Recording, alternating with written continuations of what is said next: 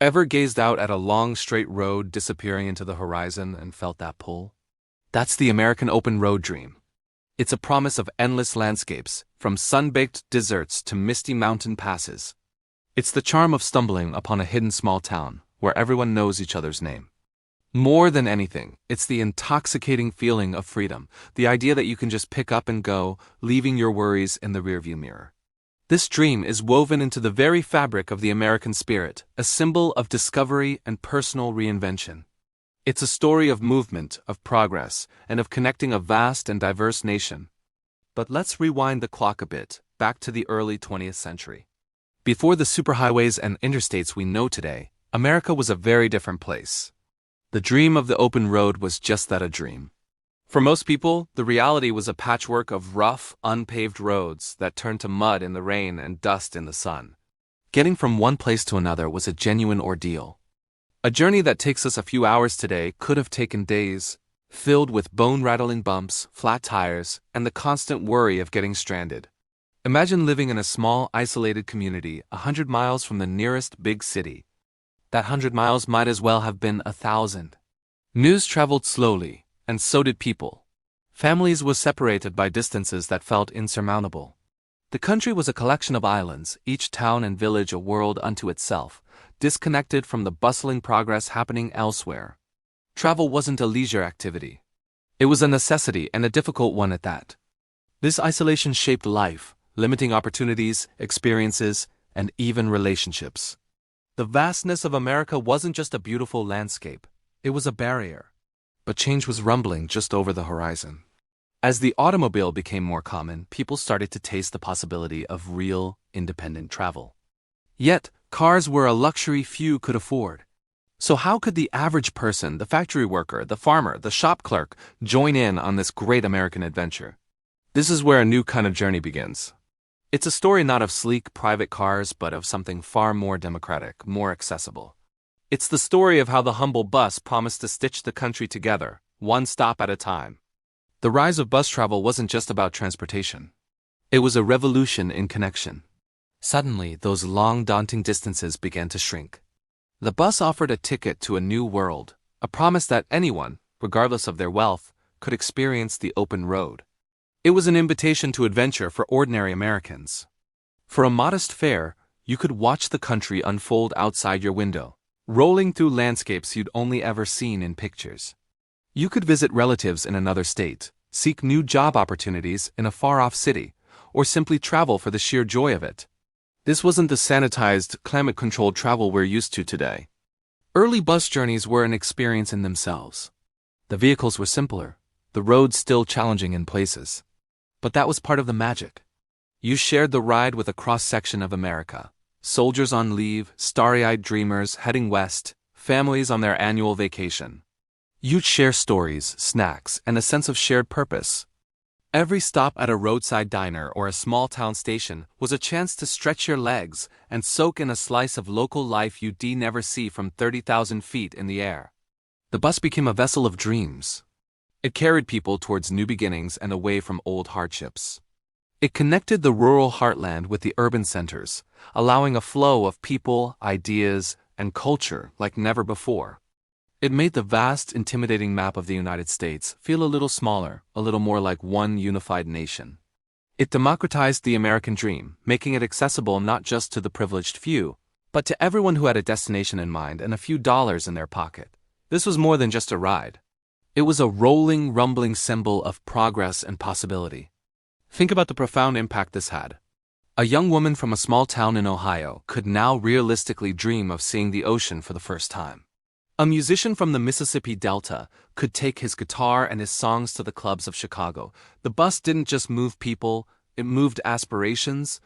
It broke down the psychological barriers of distance as much as the physical ones. It fostered a sense of national identity, reminding people that they were a part of something much bigger than their own hometown. This era of early bus travel laid the groundwork for the interconnected society we live in today. It was the first step in making long-distance travel a part of everyday life for millions. The bus represented hope on wheels, a tangible link to a brighter future. It was the unsung hero in the story of American mobility, quietly and reliably bridging the gaps in a nation that was still finding its way. The roar of its engine was the sound of America connecting with itself, one bumpy, beautiful mile at a time.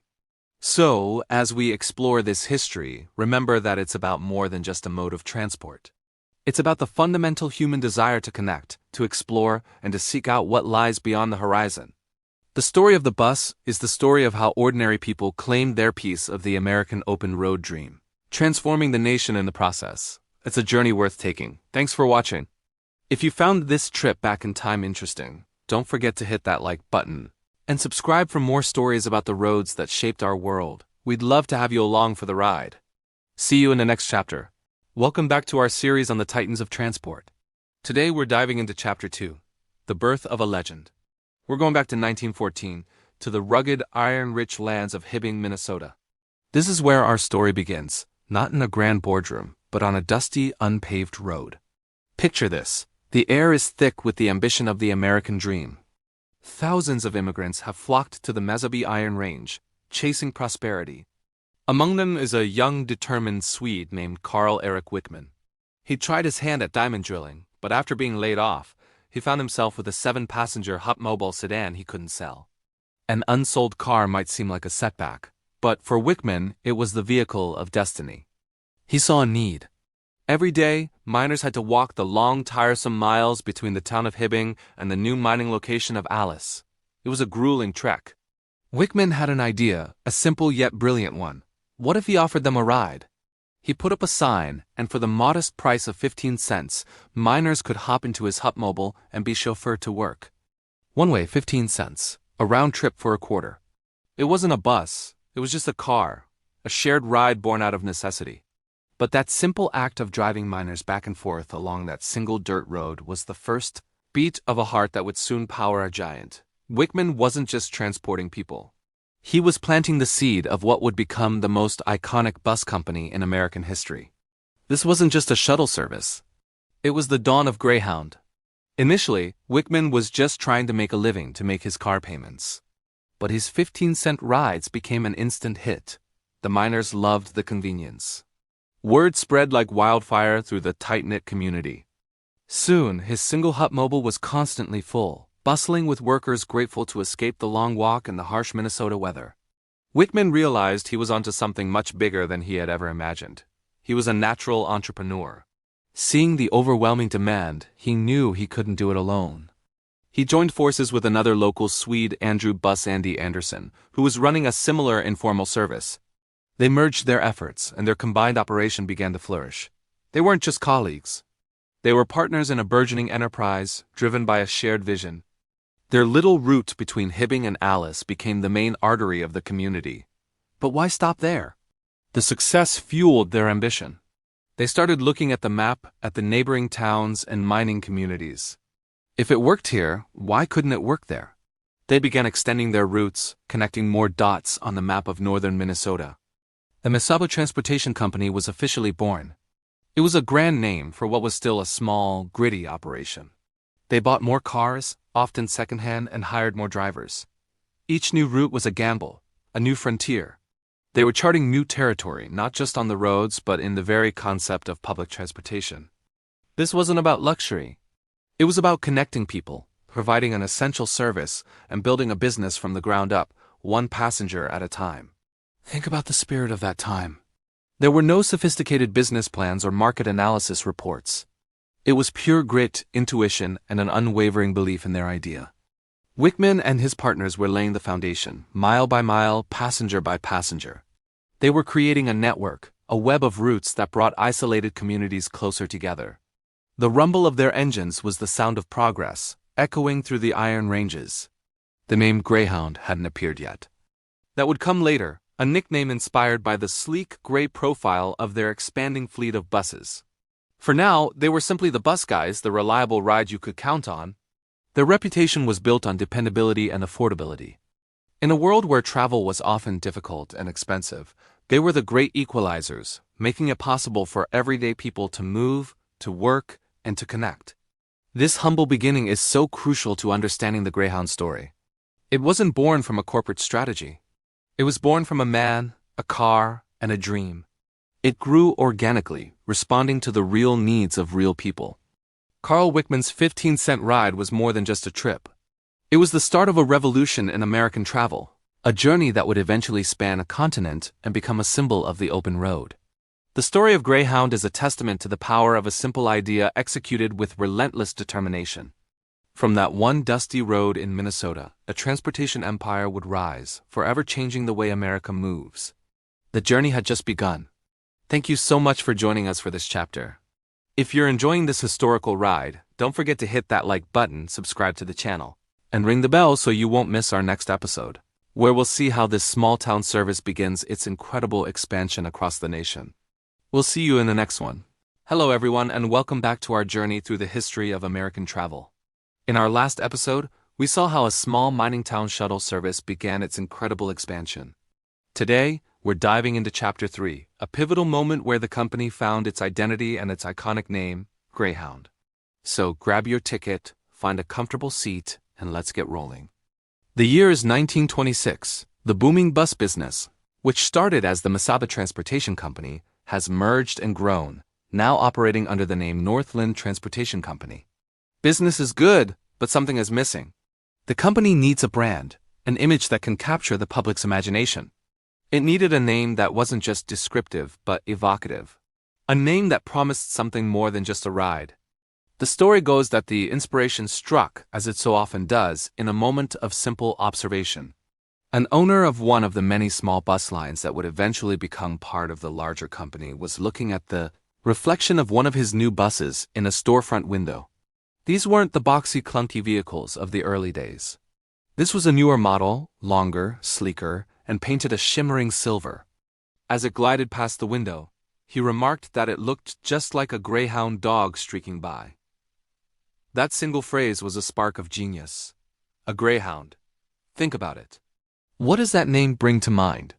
Speed, grace, elegance. It suggests a swift, effortless journey. It was the perfect metaphor for what the company wanted to offer its passengers: a fast, reliable, and comfortable way to travel across the vast American landscape. In an era before interstate highways, when long-distance travel was often a slow and arduous affair, the promise of Greyhound speed was incredibly alluring. This wasn't just a clever name. It was a masterstroke of marketing. The leadership, particularly Carl Wickman, immediately recognized its power. By 1929, the various affiliated companies began consolidating under the Greyhound Line's banner. The name was simple, memorable, and it told a story all on its own. It transformed the perception of bus travel from a purely functional, perhaps even slightly gritty experience into something more aspirational. You weren't just taking the bus. You were riding the hound. The symbolism was powerful. In the American consciousness, the Greyhound represented class and pedigree, often associated with racing and aristocracy. By adopting this name, the bus line subtly elevated its status. It was a democratic form of luxury, offering speed and a touch of class to the everyday traveler. This was a company that was going places, and it could take you with it, quickly and with style. To capitalize on this brilliant new name, the company went all in on the visual branding. They didn't just call themselves Greyhound. They made their buses look like greyhounds. The new fleet of buses was painted in a distinctive silvery blue color scheme, designed to mimic the sleek coat of the dog. The long, streamlined bodies of the vehicles further enhanced the illusion of speed and motion, even when they were standing still. And then came the logo. The iconic running Greyhound emblem was created, a dynamic and instantly recognizable symbol that would soon be emblazoned on the side of every bus, on every ticket, and in every advertisement. This leaping dog became a promise to the customer. It said, "We are fast. We are reliable. We are always moving forward." When you saw that logo pulling into a station, you knew exactly what you were getting. This branding effort was a phenomenal success. It created a powerful, unified identity for a sprawling network of routes. Before, you might have taken the Purple Swan lines in one state and the Red Ball Transit in another. Now, you were simply taking the Greyhound. It simplified the travel experience and built a level of trust and familiarity that was unprecedented in the industry. The early marketing campaigns leaned heavily into this symbolism. Advertisements from the 1930s and 40s are filled with images of the sleek, Silver buses streaking across scenic American vistas, often alongside an image of the graceful running dog. Slogans like "Go Greyhound" and "Leave the driving to us" reinforced the idea of a stress-free, swift journey. The company was selling more than transportation. It was selling an experience. It was selling freedom, adventure, and the romance of the open road, all packaged under one powerful, elegant name. This branding was particularly effective during the Great Depression. While other industries struggled, Greyhound offered an affordable and relatively comfortable way for people to travel in search of work or to connect with family. The image of the dependable, fast-moving Greyhound was a symbol of hope and resilience in a time of great uncertainty. It represented progress and the enduring American spirit of pushing forward, no matter the obstacle. The name also had a practical advantage. It was universal. It didn't tie the company to a specific region like Northland or Mesaba. Greyhound could be anywhere and everywhere. It was a name built for a national, and eventually international, company. From the dusty roads of the Midwest to the bustling streets of New York City, the running dog was a familiar and welcome sight. Think about the sheer brilliance of it. They took a mode of transportation that was seen as secondary to the mighty railroads and gave it an identity that was even more dynamic. A train chugs and plods. A Greyhound leaps and soars. It completely reframed the conversation and carved out a unique and powerful niche in the American travel market. The name and the logo became inseparable from the act of long-distance bus travel itself. For millions of people, for decades to come, the word bus and the word Greyhound would be practically synonymous. And it all started with a simple observation, a reflection in a shop window, and the insight to see a streaking Greyhound dog in the form of a silver bus. It's a testament to the power of a great name and a clear vision. The company wasn't just in the business of moving people. It was in the business of building a legend. That's all the time we have for this chapter. The story of Greyhound is just getting started, and in our next episode, we'll explore the company's explosive growth during the war years and its role in shaping the social fabric of America. It's a fascinating tale of innovation and adaptation that you won't want to miss. Thank you so much for joining me today. If you enjoyed this look into transportation history, please give this video a thumbs up. And don't forget to subscribe and hit that notification bell so you won't miss the next chapter of our journey. Until then, travel safe and see you on the road. Hello and welcome back to our journey through the history of American transportation. Today, in Chapter 4, we're diving into one of the most transformative periods for bus travel, the 1920s and 1930s, an era defined by expansion and mergers. If you thought the early days were a wild ride, just wait until you see what happens when ambition, competition, and a vision for a connected nation all collide. Picture this, the roaring 20s. The economy is booming, cars are becoming more common, and Americans have a newfound desire to explore. But not everyone can afford a car, and trains don't go everywhere.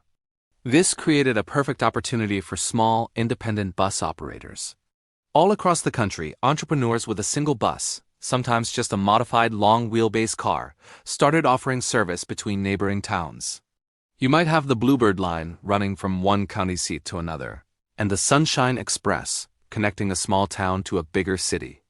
It was a patchwork quilt of routes, a chaotic but vibrant ecosystem of local transportation. These early operators were pioneers. They faced unpaved roads, mechanical breakdowns, and fierce competition. Imagine being a driver back then. You weren't just a driver. You were the mechanic, the ticket seller, and the baggage handler, all while navigating roads that could turn into mud pits after a single rainstorm. Yet, despite the challenges, the demand for this affordable, flexible travel was undeniable. People used buses to visit family, commute to new factory jobs, or simply see the next town over for the first time. It was grassroots transportation at its finest. But as the 1920s roared on, a new idea began to take hold. What if this patchwork of local routes could be stitched together? What if a passenger could buy a single ticket and travel not just to the next town but across the entire state, or even further? This was the dawn of consolidation. Larger, more ambitious companies saw the potential in creating a unified network. They began a process of buying out smaller, local lines, one by one. It was a period of intense negotiations, strategic buyouts, and sometimes hostile takeovers. One company in particular was playing this game better than anyone else. You might have heard of them. Starting as a small operation in Hibbing, Minnesota, a company with a sleek, Fast image symbolized by a running greyhound began to aggressively expand. The Greyhound Corporation, led by the visionary Carl Wickman, had a grand ambition to create a truly national bus system. While other companies were thinking regionally, Greyhound was thinking coast to coast. Their strategy was brilliant and relentless. They would identify key routes, acquire the small companies that operated them, and integrate them into their growing network. They standardized their fleet, painted their buses in that now iconic silver and blue, and marketed themselves not just as transportation but as an adventure. "Leave the driving to us," their famous slogan would later declare, capturing the essence of the freedom they offered. They weren't just selling a ride. They were selling the American landscape, accessible to everyone. This consolidation wasn't just about business. It had a profound impact on the nation itself. For the first time, it was truly possible for an ordinary person to travel long distances without the expense of a train ticket. A student from a small town in Ohio could now afford to travel to college in California. A family in Texas could visit relatives in New York. The bus connected the disparate parts of America in a way that was intimate and accessible. Unlike a train, which whisked you from one major hub to another, the bus traveled through the heart of the country, stopping in countless small towns and communities along the way. It was a rolling thread stitching the fabric of the nation together. The Great Depression of the 1930s, while devastating for many industries, ironically solidified the bus's place in American life. As millions lost their jobs and savings, the bus became the lifeline for those seeking work or relocating their families. It was the cheapest way to get from the Dust Bowl of Oklahoma to the promised fields of California. A journey immortalized in John Steinbeck's The Grapes of Wrath. The bus terminal became a symbol of both hardship and hope, a crossroads where countless American stories began, ended, or took a dramatic turn. During this time, Greyhound continued its march, absorbing competitors and expanding its reach. By the end of the 1930s, it had become a household name, a dominant force in American travel. The age of consolidation had culminated in the creation of a vast interconnected system that crisscrossed the continent. The small, independent operator running a single route had given way to a corporate giant that could take you from sea to shining sea. This transformation wasn't without its critics. Some lamented the loss of local character and the personal touch of the small bus lines.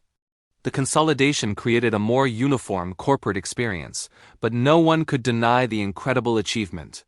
In just 2 decades, a chaotic collection of local routes had been forged into a national network, changing the way Americans moved, worked, and saw their own country. The bus had become more than just a vehicle. It was a rolling symbol of American mobility and opportunity. And that's where we'll leave it for today. The foundation was laid for a golden age of bus travel, which we'll explore in our next chapter. The story of how these small lines became a national powerhouse is a fascinating chapter in American history. Thanks so much for watching. If you enjoyed this video and want to continue the journey, please hit that like button, subscribe to the channel, and ring the bell so you don't miss our next episode. See you on the next trip. Hello everyone, and welcome back to our series. Today, in Chapter 5, we're hitting the open road and venturing into the very soul of the nation. We're talking about the road to the American heartland. This is the story of how a network of bus routes began to weave its way through the vast expanses of the Midwest and the Deep South, fundamentally changing the fabric of American life. Imagine for a moment what it was like in the early 20th century. America was a patchwork of bustling cities and countless small, isolated rural towns.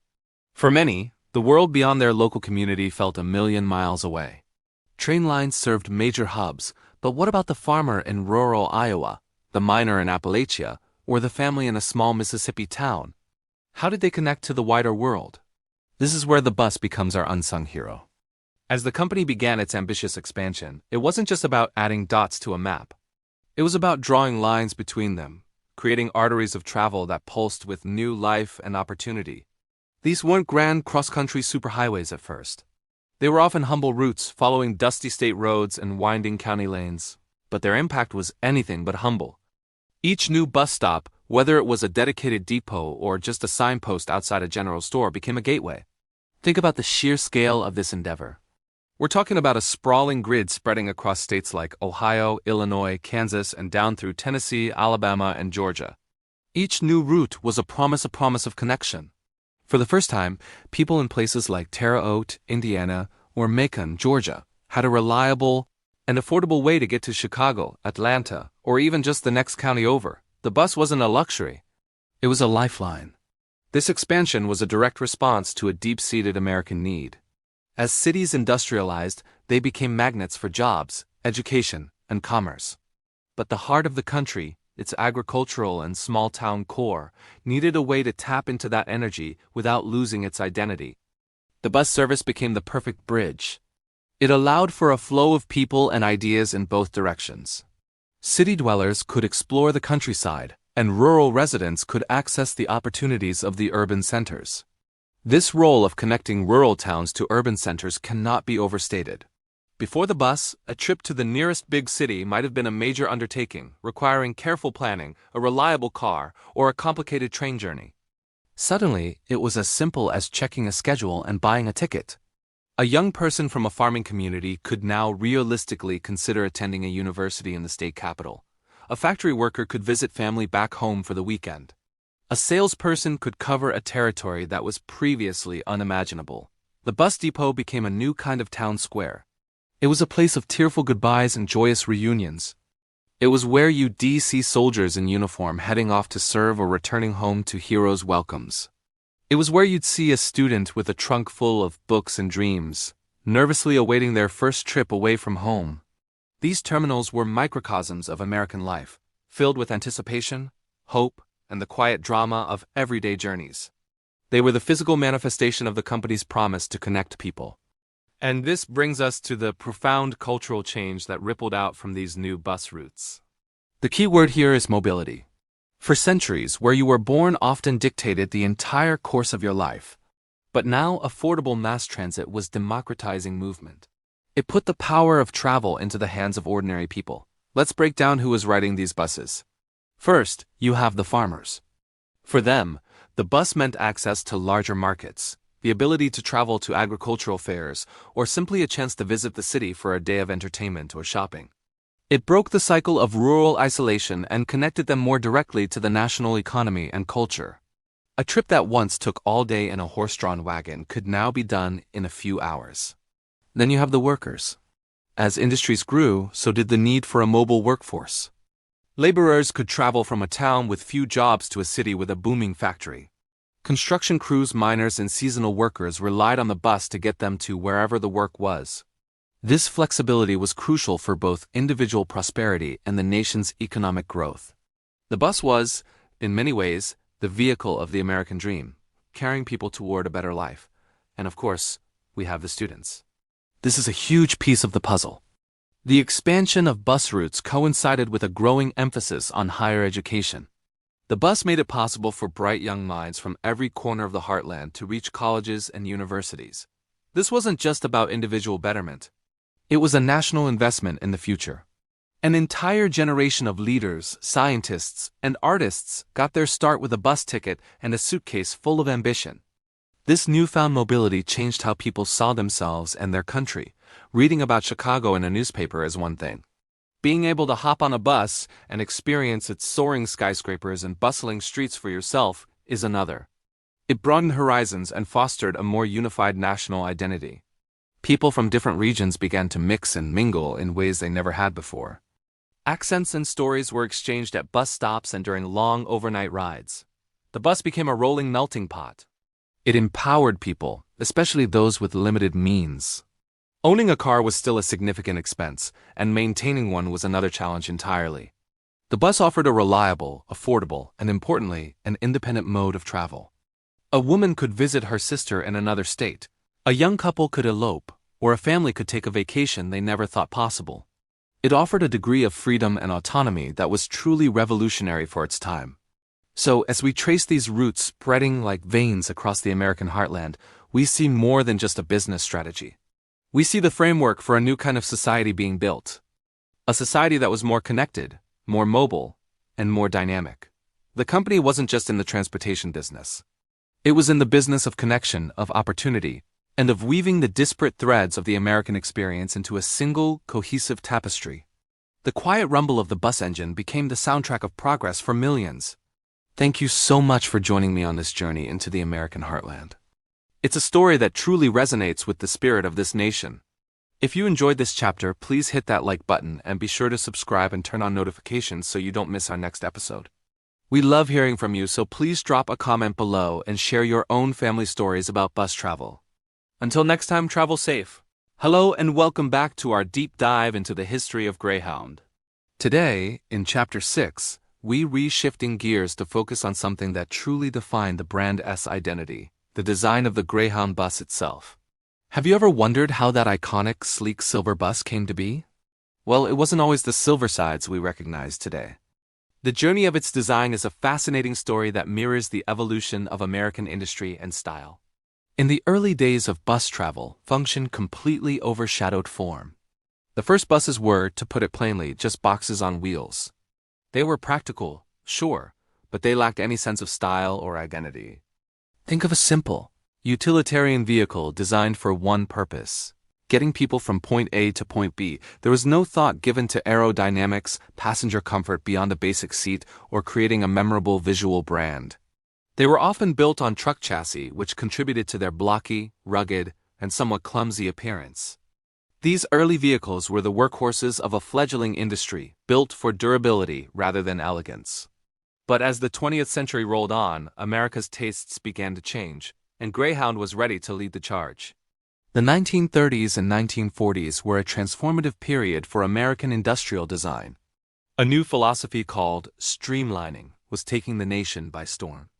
Inspired by the principles of aerodynamics seen in aircraft and high-speed trains, designers began applying smooth, flowing lines and curved shapes to everyday objects.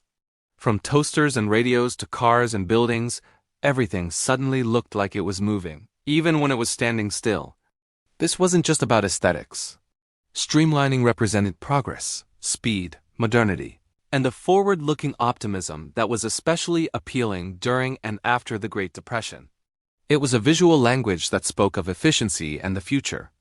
Raymond Loewy, a legendary figure often called the father of industrial design, was at the forefront of this movement.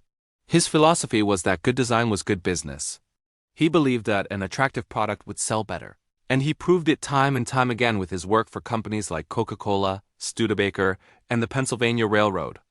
Greyhound, wanting to position itself as a modern and sophisticated mode of transportation, knew it needed to embrace this trend.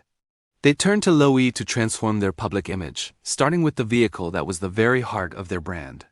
The collaboration between Greyhound and Raymond Loewy was a match made in design heaven. Loewy took the functional but uninspired bus and reimagined it. He smoothed out the hard edges, rounded the corners, and created a cohesive, flowing form that looked like it was slicing through the wind. His goal was to create a land yacht, a vehicle that conveyed speed, comfort, and a sense of futuristic travel. He understood that the bus wasn't just a machine. It was an experience. The design had to make passengers feel like they were part of something special, something modern. This vision would ultimately lead to one of the most iconic vehicle designs in American history. The pinnacle of this design evolution was the legendary Greyhound, silver sides, introduced in the late 1930s and becoming widespread after World War II. This bus was a masterpiece of streamlined design. Its most distinctive feature was its fluted anodized aluminum siding, which not only looked incredibly sleek and modern but was also durable and easy to maintain. The gleaming, corrugated sides caught the light and created a sense of motion and energy. The silver sides also featured a higher Scenicruiser-style split-level design in later models, giving passengers a panoramic view of the American landscape. It was more than just a bus. It was a rolling symbol of post-war prosperity and the romance of the open road. But a great design needs a great logo. While Loewy was revolutionizing the shape of the bus, another crucial element of the brand's identity was making its debut: the iconic running Greyhound logo. Before this, logos were often simple text or more static emblems. The image of a lean, graceful greyhound stretched out in a full sprint was pure genius. It perfectly captured the essence of the brand: speed, elegance, and relentless forward motion. When this dynamic logo was placed on the side of Loewy's streamlined silver sides, the brand identity was complete. The bus didn't just have a name. It had a personality. The running dog became synonymous with affordable, reliable, and stylish cross-country travel. The impact of this design transformation cannot be overstated. The Greyhound bus became more than just a mode of transportation. it became a cultural icon.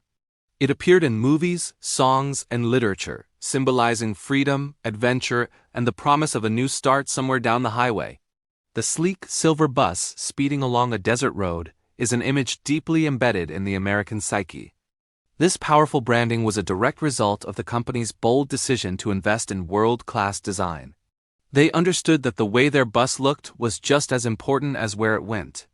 It told a story of progress and connected with the aspirations of millions of Americans. So the next time you see a Greyhound bus, take a moment to appreciate its design legacy.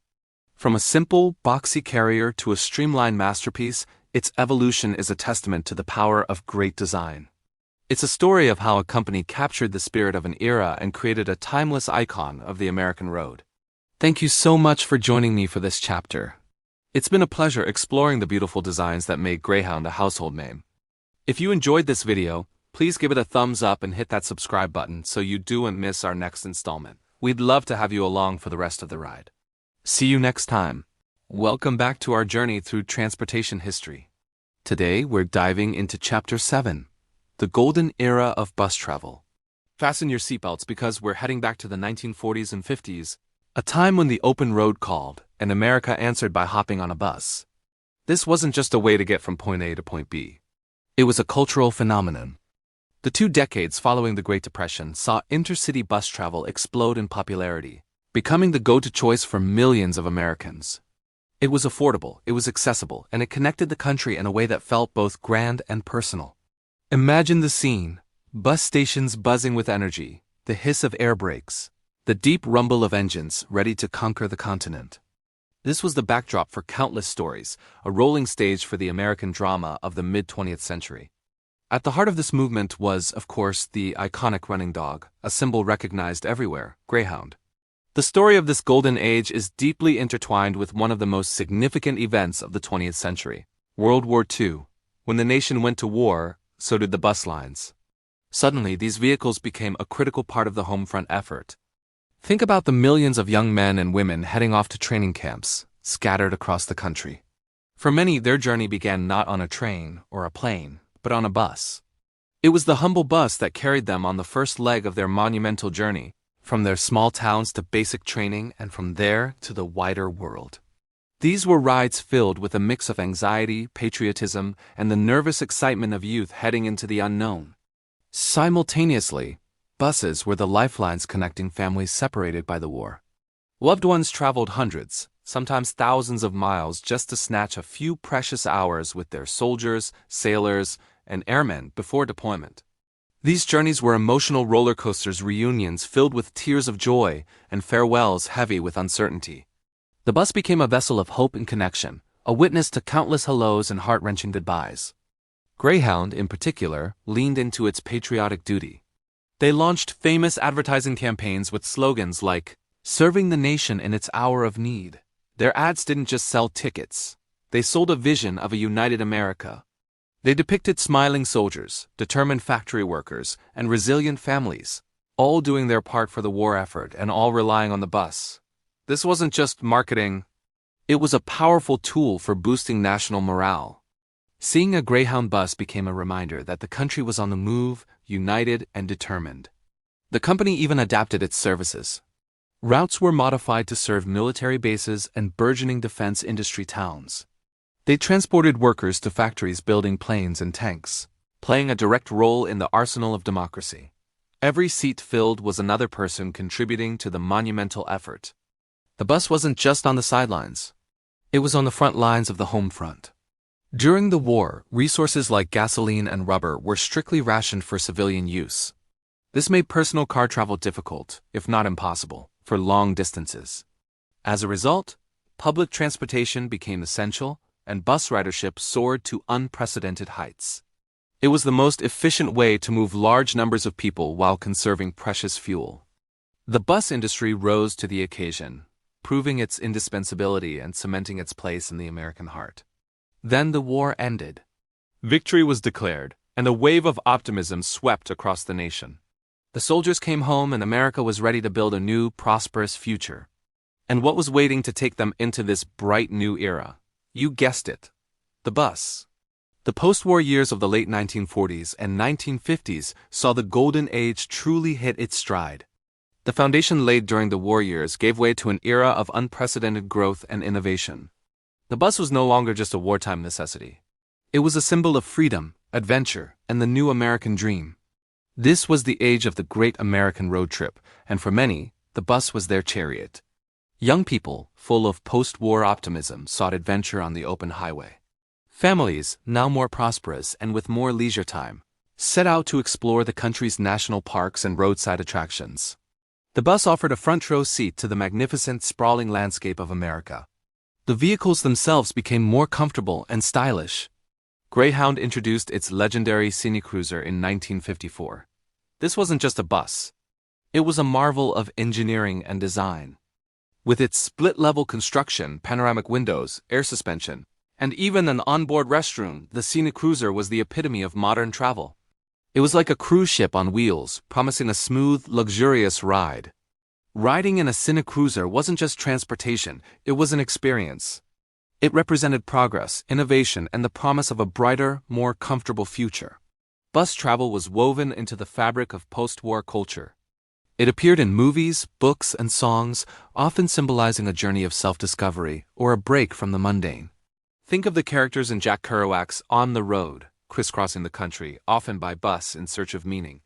The bus was the vehicle for dreamers, poets, and everyday people looking to see what lay beyond the next horizon. Bus stations in this era were more than just terminals. They were community hubs. They were bustling centers of activity, often featuring diners, newsstands, and barbershops. They were the crossroads of America, where people from all walks of life converged, shared stories, and then went their separate ways. Stepping into a busy terminal was like stepping into the heart of the nation. But as the 1950s progressed, the seeds of change were being sown. The passage of the Federal Aid Highway Act of 1956, which created the interstate highway system, was a double-edged sword. While it made bus travel faster and more efficient, it also fueled the rise of the personal automobile as the primary mode of transportation. At the same time, air travel was becoming more affordable and accessible. The golden era was shining brightly, but storm clouds were gathering on the horizon. The dominance of the inner-city bus was about to be challenged, and that's where we'll pick up next time. We'll explore how the bus industry navigated the rise of car culture and air travel, and how it adapted to a changing America in the decades that followed. Thank you so much for joining me on this trip back to the golden age of bus travel. It was a remarkable time when a simple bus ride could feel like the adventure of a lifetime. If you enjoyed this chapter of our story, please hit that like button and be sure to subscribe and turn on notifications so you don't miss our next episode. We love hearing from you, so drop a comment below and share any memories or stories you might have about bus travel. Until next time, keep exploring. Today, we're diving into Chapter 8, Pop Culture and the Greyhound Image. How did a simple bus company become an American icon? Let's hit the road and find out. If you've ever watched a classic Hollywood movie, you've probably seen it, a character, suitcase in hand, standing silhouetted against a bus, ready to leave a small town for the big city. That bus was almost always a Greyhound. From the silver screen to the airwaves, the Greyhound became a powerful symbol of new beginnings. It represented the quintessential American dream, the idea that anyone could pack up their life, board a bus, and chase a brighter future somewhere over the horizon. Think of songs by artists like Simon and Garfunkel, where the journey itself is a central theme. The rumble of the bus engine became the soundtrack for countless stories of searching and self-discovery. These weren't just trips. They were pilgrimages. The Greyhound wasn't just a mode of transport. It was the vessel carrying hopes and dreams across the vast American landscape. It was the first step on the road to fame, fortune, or simply a different life. This imagery resonated deeply with audiences, cementing the Greyhound's place in the nation's collective imagination as the definitive vehicle for adventure and escape. This cultural status wasn't an accident. Greyhound's marketing team was brilliant. They launched national advertising campaigns with the unforgettable slogan, "Go Greyhound," and "Leave the driving to us." This simple phrase was pure genius. It wasn't just about getting from point A to point B. It was about the experience. It promised a carefree journey, a chance to relax, look out the window, and contemplate your next chapter without the stress of being behind the wheel. The ads often featured smiling passengers, gazing at the passing scenery, reinforcing the idea of a pleasant, almost meditative travel experience. The slogan perfectly captured the dual nature of the Greyhound experience. On one hand, it was practical and affordable. On the other, it was romantic and aspirational. You could leave the driving to us and focus on your dreams, your destination, or the person you were leaving behind or going to meet. This clever branding helped Greyhound transcend its role as a mere transportation company and become a trusted companion on life's most important journeys. The message was clear: your adventure starts the moment you step on board. So what made the Greyhound bus so special? It was a unique blend of romance and practicality. For decades, it was the most accessible way for everyday people to travel long distances.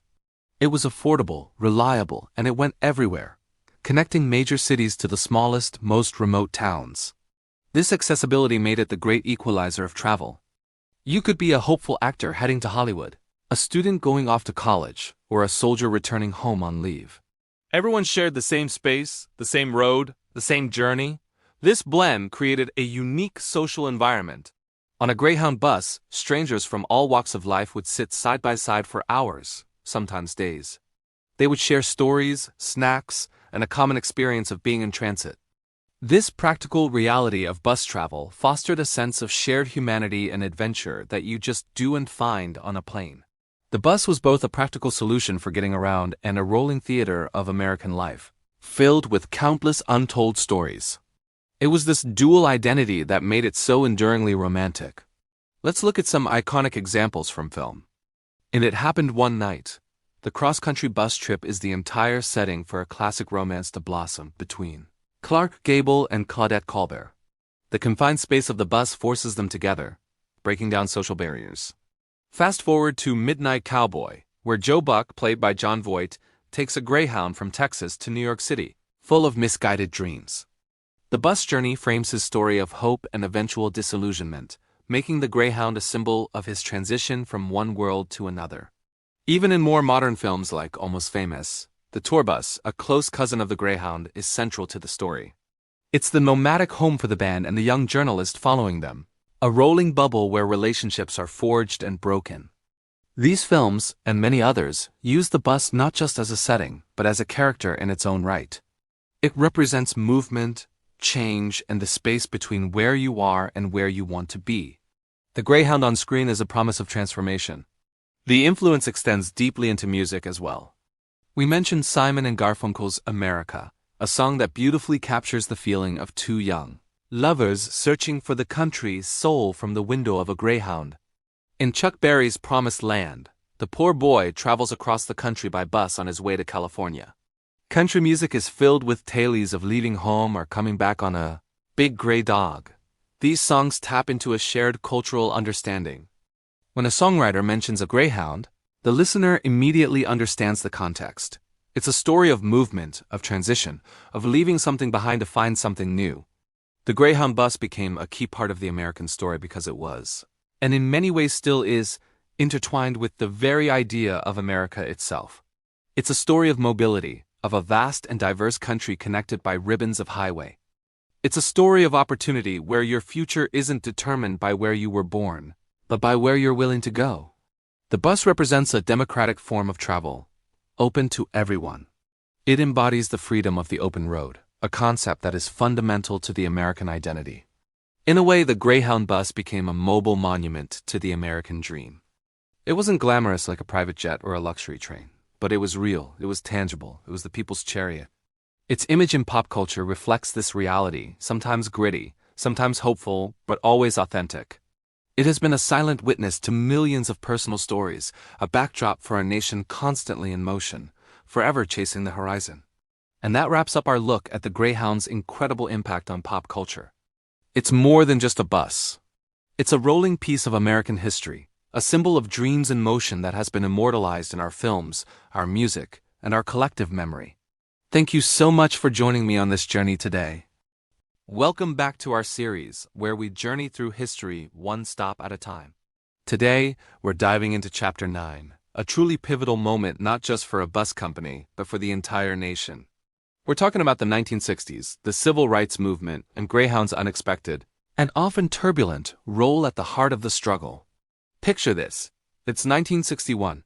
The Supreme Court had already ruled that segregation on interstate buses and in terminals was unconstitutional. But in the Deep South, those laws were openly ignored. Jim Crow was still king. The signs for white and colored waiting rooms, restrooms, and lunch counters were a daily, humiliating reality. The question was, how do you make a federal law a reality on the ground? Enter the Freedom Riders. A courageous, interracial group of activists, mostly young college students, organized by the Congress of Racial Equality, or CORE. Their plan was as simple as it was dangerous.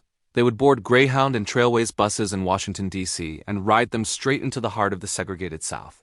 They would sit together, black and white, side by side. They would use the wrong facilities at every stop. They weren't just taking a trip. They were deliberately and nonviolently challenging a century of racial injustice, forcing a confrontation between state-sanctioned segregation and federal law. Greyhound, as a company, didn't orchestrate this. They were a business, running routes, selling tickets.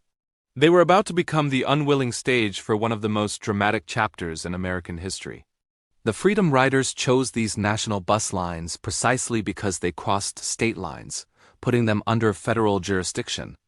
The humble, familiar sight of a Greyhound bus rolling down the highway was about to become a powerful symbol of the fight for freedom. The journey began peacefully enough, but as the buses traveled deeper south, the tension escalated. In Rock Hill, South Carolina, John Lewis, who would later become a congressman and a civil rights icon, and another black rider were brutally attacked when they tried to enter a white waiting room. This was just a preview of the horror to come. The real flashpoint happened in Alabama. On Mother's Day, May 14, 1961, the first Greyhound bus carrying Freedom Riders arrived in Anniston. An angry mob of over 200 people, armed with pipes, chains, and clubs, was waiting. They surrounded the bus, smashing windows and slashing the tires. The police were nowhere to be seen. The bus driver managed to pull away, but the mob pursued in cars. A few miles outside of town, the tires finally gave out. What happened next is seared into our national memory. Someone from the mob threw a firebomb through a broken window. The bus erupted in flames. The mob held the doors shut, intending to burn the riders alive. The passengers, choking on thick black smoke, thought they were going to die. It was only when the bus's fuel tank exploded that the mob momentarily fell back, and the riders managed to stumble out, gasping for air, only to be brutally beaten as they escaped the inferno. An undercover highway patrolman on board finally pulled his revolver, forcing the crowd back long enough for the riders to receive some medical attention, though ambulances initially refused to transport the black riders. A photograph of the burning Greyhound bus, smoke billowing into the Alabama sky, was published in newspapers around the world. It was a shocking, undeniable image of the hate and violence that underpinned segregation. It showed the world that the fight for civil rights wasn't an abstract debate. It was a matter of life and death on the side of a rural highway, and it wasn't just one bus.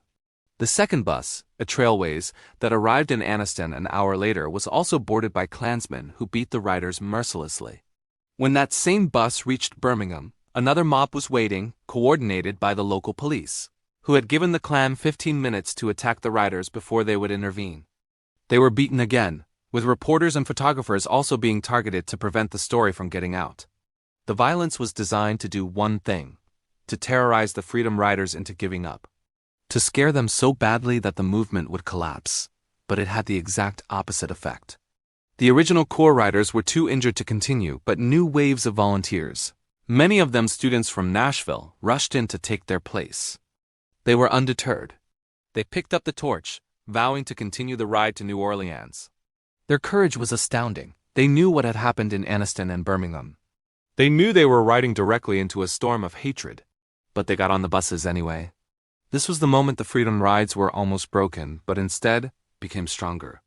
It showed the segregationists that violence would not stop the demand for justice. The Kennedy administration, initially reluctant to get involved, could no longer ignore the crisis.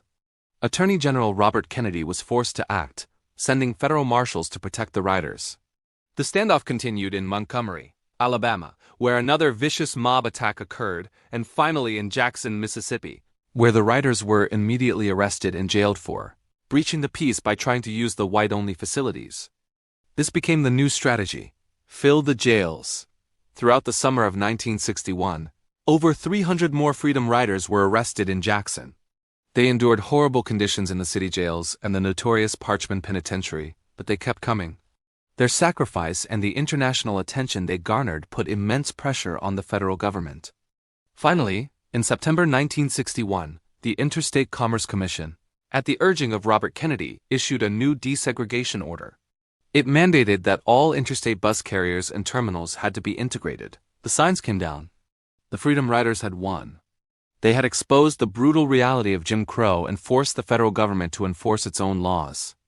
The bravery of these individuals, both black and white, who put their bodies on the line, is almost impossible to fathom. They faced down unimaginable hate with nothing but a belief in nonviolence and the American promise of equality. They weren't soldiers with weapons. They were citizens with bus tickets, and they changed the course of history. The burning Greyhound bus in Anniston remains a haunting symbol, but it's also a symbol of triumph. It represents the moment when the mask of civility was ripped away, revealing a sickness in the nation's soul that had to be confronted. And the Freedom Riders, through their incredible courage and persistence, forced that confrontation. They proved that ordinary people, armed with an extraordinary ideal, could bend the arc of the moral universe towards justice. Thanks for watching. The story of the Freedom Riders is a powerful reminder of what it takes to enact real change. If you found this story as moving as I did, please hit that like button and subscribe to our channel for more journeys into the past. Drop a comment below and let us know what you think. We'll see you next time. Hello and welcome back to our journey across the American landscape. Today, we're not speeding down the highway, but pausing in a place that is in itself a destination and a point of departure: the bus station. Specifically, we're diving into the heart of the Greyhound terminal, a true portal of stories. Have you ever just sat in a bus station and watched? It's a microcosm of the world. Here, time seems to stretch and compress. For some, it's a fleeting moment, a quick transfer on a long journey. For others, this waiting room is a temporary home, a space filled with anticipation, anxiety, and hope. It's more than just a building. It's a living, breathing organism, fueled by the constant flow of humanity. Look around. Every corner tells a story. The cafeteria, with its scent of coffee and burgers, isn't just a place to eat. It's where a soldier on leave grabs a last meal before heading home, where a young musician strums a guitar, dreaming of Nashville, where an elderly couple shares a quiet moment, reminiscing about a lifetime of travels. The hum of conversation, the clatter of trays, it's the soundtrack of transition. Then there are the ticket counters. These are the gateways to new beginnings and poignant goodbyes. The agent behind the plexiglass is more than just an employee. They're a facilitator of dreams, a guide for the lost, and sometimes a patient listener to a traveler's tale. They've seen it all: the tearful farewells, the excited greetings, the stoic faces of those starting over with nothing but a single bag. Each ticket printed is a new chapter being written in someone's life. And the waiting rooms, they are the grand theaters of human emotion. Rows of chairs, worn smooth by countless travelers, face the departure boards as if awaiting a great revelation. A student crams for an exam, a family huddles together, their possessions piled around them like a fortress. A young woman stares out the window, perhaps watching her old life fade away, or imagining the new one that awaits her at the end of the line. It's a place of shared solitude, where strangers sit side by side, united by the simple fact that they are all going somewhere. But this ecosystem isn't just about the passengers. It's a community. Think about the drivers. These are the captains of our concrete seas. They navigate through sun, rain, and snow, responsible for the precious cargo of souls they carry. They have their own routines, their own favorite diners, their own network of shared experiences on the open road. They are the steady hand that guides the vessel. Don't forget the mechanics, the unsung heroes working in the cavernous garages beneath the terminal. They are the guardians of the journey, ensuring every bus is safe and roadworthy. Their work, often unseen, is the bedrock upon which all these travels are built. Their skill and dedication make every departure possible. Together, these three groups, drivers, mechanics, and passengers, form a unique, transient community. A driver might share a joke with a regular passenger. A mechanic might offer a word of advice to a nervous first-time traveler. In these moments, the anonymity of the station melts away, revealing a network of brief but meaningful connections. They are all part of this incredible, ever-moving tapestry. The Greyhound station is often overlooked, seen merely as a functional, gritty space. But if you look closer, you'll see it for what it truly is. A stage where countless dramas, comedies, and adventures unfold every single day.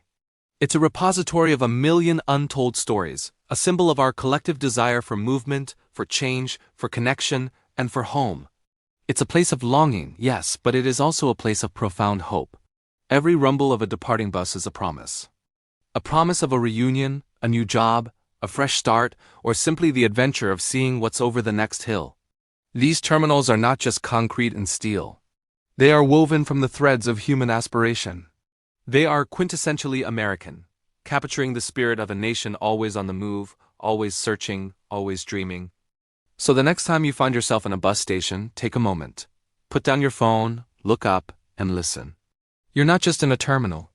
You're standing in a library of human experience, where every person is a book and every journey is a story waiting to be told.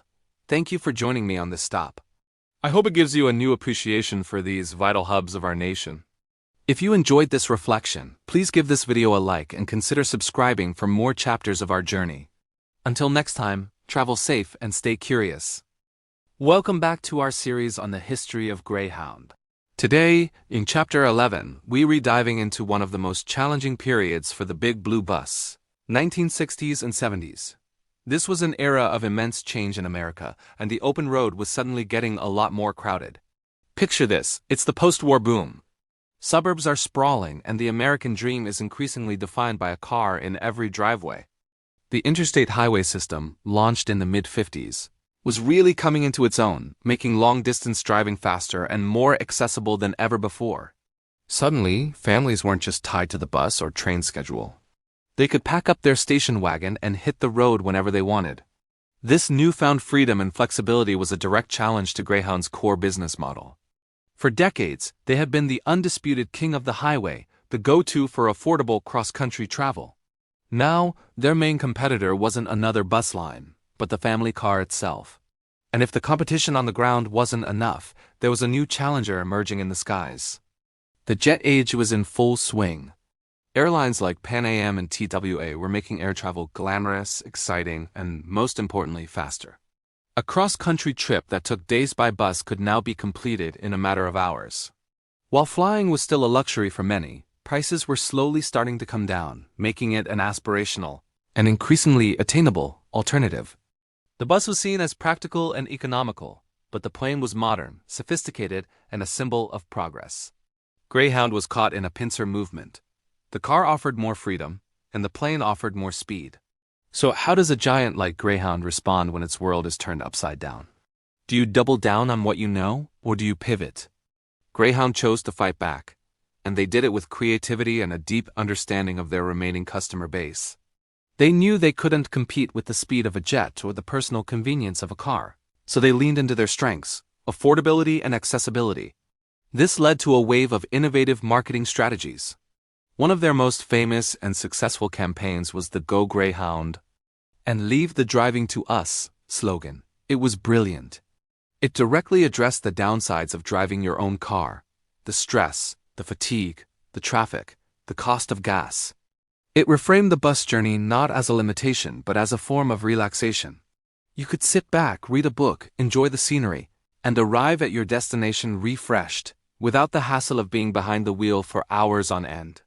It was a message that resonated deeply with a public that was starting to experience the realities of long-distance car travel. Next, Greyhound identified a key demographic that wasn't yet hopping on planes or buying new cars: young people. The 60s and 70s were the era of the counterculture movement, and students were more mobile than ever, traveling for school breaks, music festivals, and personal discovery. To capture this market, Greyhound introduced special student fares and the famous Ameripass. For a flat fee, the Ameripass offered unlimited travel anywhere in the US and Canada for a set period, like 30 or 60 days. It was the ultimate ticket to freedom for a generation on the move. It turned the bus into an engine for adventure, enabling countless young people to see the country on a shoestring budget. The image of a backpack-toting student stepping off a Greyhound bus in a new city became an iconic part of the era cultural landscape. But they didn't stop there. Greyhound also saw an opportunity in tourism. They began bundling transportation with sightseeing tours, hotel stays, and attractions, creating all-inclusive vacation packages. They partnered with destinations like Disneyland, the Grand Canyon, and major cities to offer affordable getaways. This was a clever move. It transformed Greyhound from just a transportation provider into a travel company. For families or individuals who wanted a planned vacation without the stress of logistics, these packages were the perfect solution. They could experience the best of America's tourist spots without needing to own a car or navigate unfamiliar roads. Despite these smart adaptations, the struggle was real. The company's identity was in flux. Was it a utility for essential travel, a budget option for students, or a tour operator for vacationers? Trying to be everything to everyone was a constant challenge. The rise of air travel, in particular, chipped away at the long-haul routes that had been Greyhound's bread and butter for decades. The bus was increasingly perceived as the slower, less glamorous option. While promotions and passes kept the buses full, profit margins were often thin. The company had to invest heavily in modernizing its fleet with features like air conditioning and onboard restrooms to stay competitive. But the fundamental challenge remained. America's love affair with the automobile and the allure of the jet plane were reshaping the travel industry forever. These early struggles to remain relevant set the stage for decades of strategic shifts and rebranding efforts. The 60s and 70s were a trial by fire for Greyhound.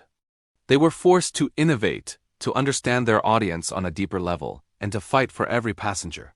They couldn't stop the rise of cars and planes, but they proved they could adapt and survive by carving out new niches and reminding America that sometimes the best way to see the country is by leaving the driving to them. This period of intense competition was a defining moment for Greyhound. It showed the company's resilience and its ability to reinvent itself in the face of massive societal change. It's a fascinating chapter in their long and storied history. Thank you so much for joining me on this journey through Greyhound's past. I hope you found it as interesting as I did. If you enjoyed this video, please give it a thumbs up and consider subscribing to the channel for more stories like this. Don't forget to hit that notification bell so you won't miss our next chapter. See you next time. Welcome back to our journey through the history of Greyhound. Today, we're diving into Chapter 12, the Scenic Highway Years.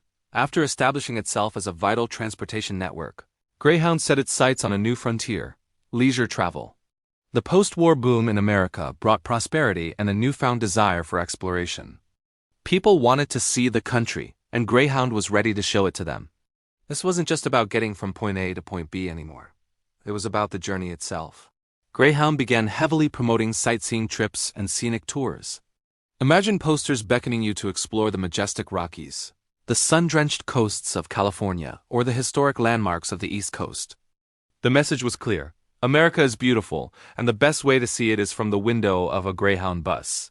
This new focus on leisure travel called for a new kind of bus, and what emerged was nothing short of a legend. Enter the Scenicruiser. Introduced in 1954, this wasn't just a bus. It was an experience on wheels. The Scenicruiser was a magnificent two-level coach, a marvel of engineering and design for its time. Its most iconic feature?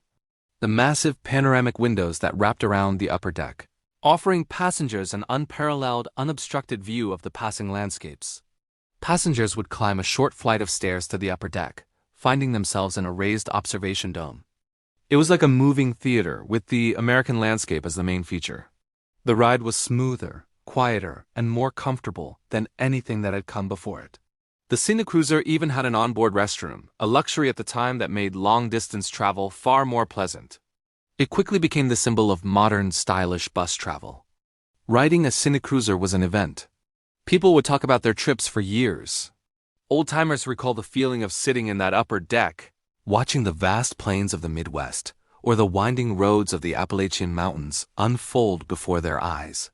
It gave travelers a connection to the land that you just couldn't get from a train or a plane. You weren't just crossing the country. You were rolling through its very heart. The Scenicruiser made every passenger feel like they had a front-row seat to the grand spectacle of America. To sell this new vision of travel, Greyhound forged powerful partnerships with travel agencies across the nation. You could walk into a local agency and book a complete, all-inclusive Greyhound tour package. These packages often included hotel accommodations, meals, and guided tours at various destinations. It was a hassle-free way to plan a vacation, making adventure accessible to everyone, from young families to retired couples. The marketing from this era was pure romance. Advertisements didn't just sell a bus ticket. They sold a dream.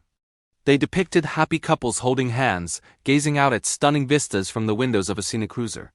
The copy spoke of the thrill of the open road, carefree travel, and discovering the real America. Bus travel was portrayed as an intimate, romantic, and adventurous way to explore.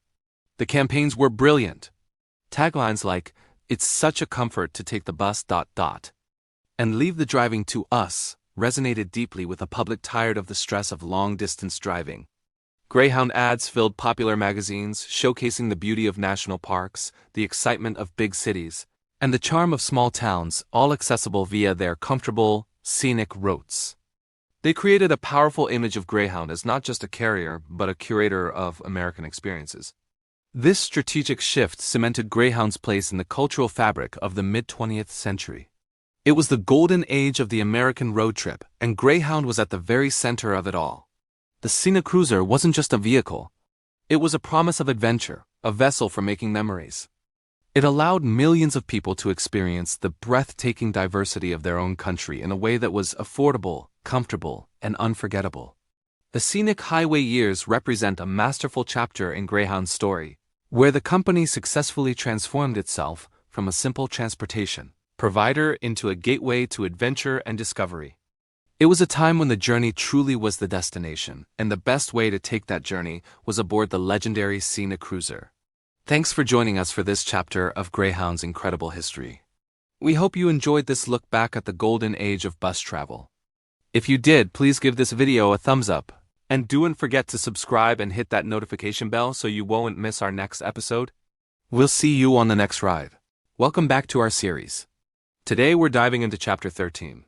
Strikes and Struggles, a turbulent period that reshaped the trucking industry forever. The 1980s and 90s weren't just about big hair and blockbuster movies. For truckers, it was an era of intense conflict and profound change. Fasten your seatbelts because this story is full of twists and turns. The deregulation of the late 70s had thrown the doors wide open. While it created opportunities, it also unleashed fierce competition. By the early 80s, the economy was sputtering and trucking companies felt the squeeze. What's the first thing to get cut when profits are down? Usually it's labor costs. This set the stage for a major clash between management and the very drivers who kept the country moving. Imagine being a driver back then. You've dedicated your life to the road, proud of your work and your union, the Teamsters, which had fought for decades to secure good wages, benefits, and working conditions. Suddenly, the company you work for is talking about restructuring and cost-cutting. New, non-union carriers are popping up everywhere, hauling freight for a fraction of the cost. The pressure was immense. This led to a wave of concessionary bargaining. Companies came to the table saying, "We need you to take a pay cut, or we go out of business."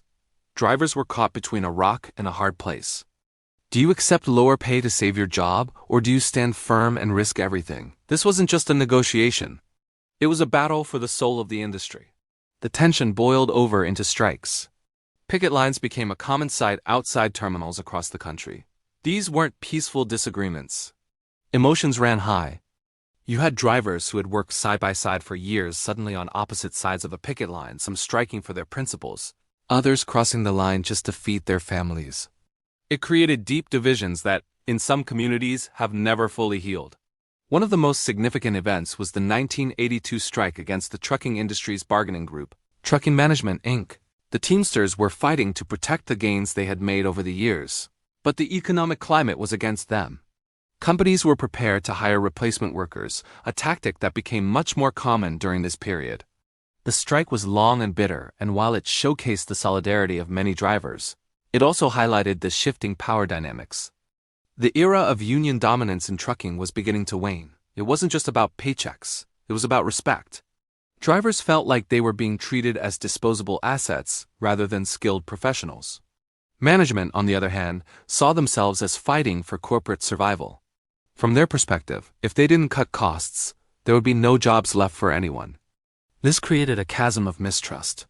Communication broke down and us versus them became the mentality on both sides. Then came the corporate shifts. The '80s was the decade of leveraged buyouts and corporate raiders. Trucking companies were not immune. Many historic carriers found themselves bought out, merged, or dismantled by new owners who had little understanding of the trucking business.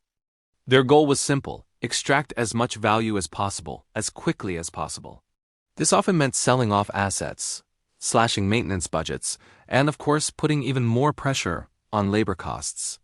A company that had been a family-owned institution for generations could be gobbled up by a faceless conglomerate overnight. The sense of loyalty and shared history evaporated. For a driver who had poured 20 years of their life into a company, seeing it dismantled for a quick profit was a devastating blow. These changes accelerated the decline of the unionized less-than-truckload or LTL sector.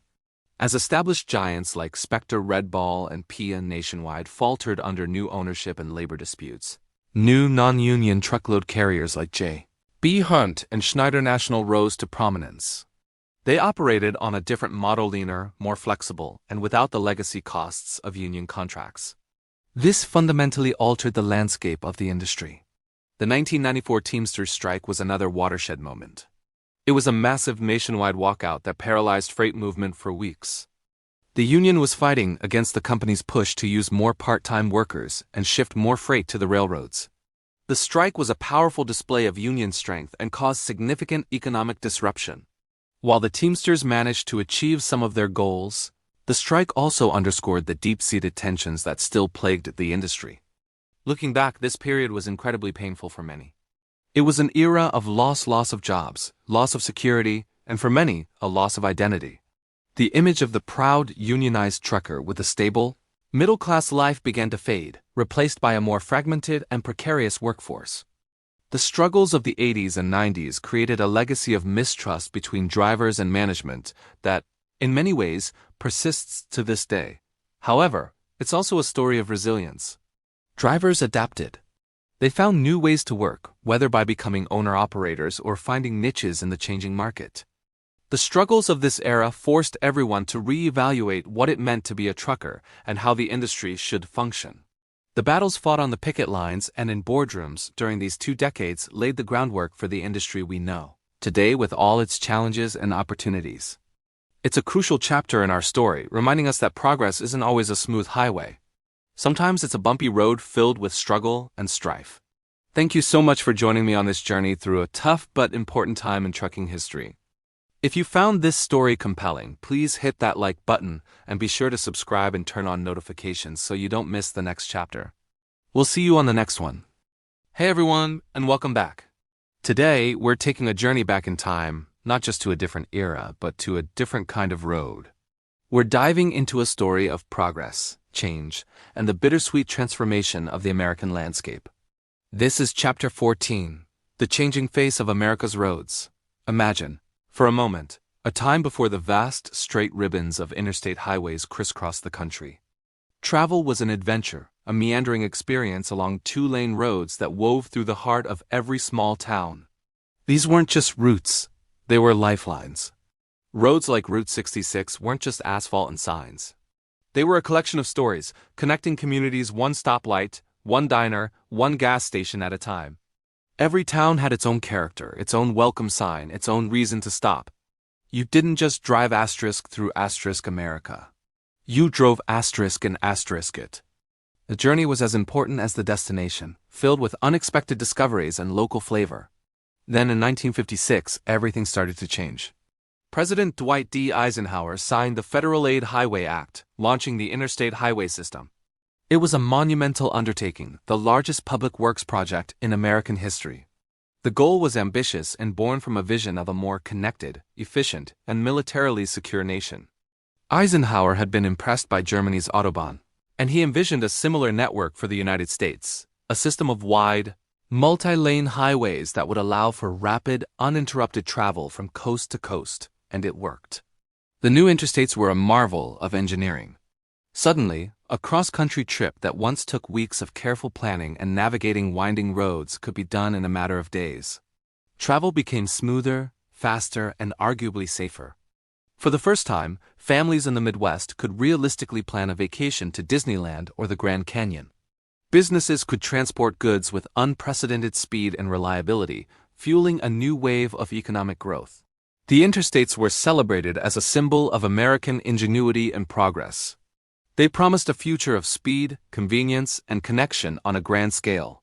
The nation felt smaller, more accessible. The open road was no longer a challenge to be conquered, but a convenience to be enjoyed. But every great change has a shadow side. This incredible efficiency came at a cost, one that was paid by the thousands of small towns that had once thrived along the old highways. The new interstates were designed to bypass congestion, which meant they were designed to bypass these communities entirely. Almost overnight, the steady stream of travelers that had been the lifeblood of Main Street, USA, was diverted onto the massive impersonal freeways just a few miles away. The change was devastating. The once bustling diners, quirky motels with their glowing neon signs, and family-owned service stations fell silent. The tourists were gone, their dollars now spent at cookie-cutter chain restaurants and hotels clustered around the new interstate exits.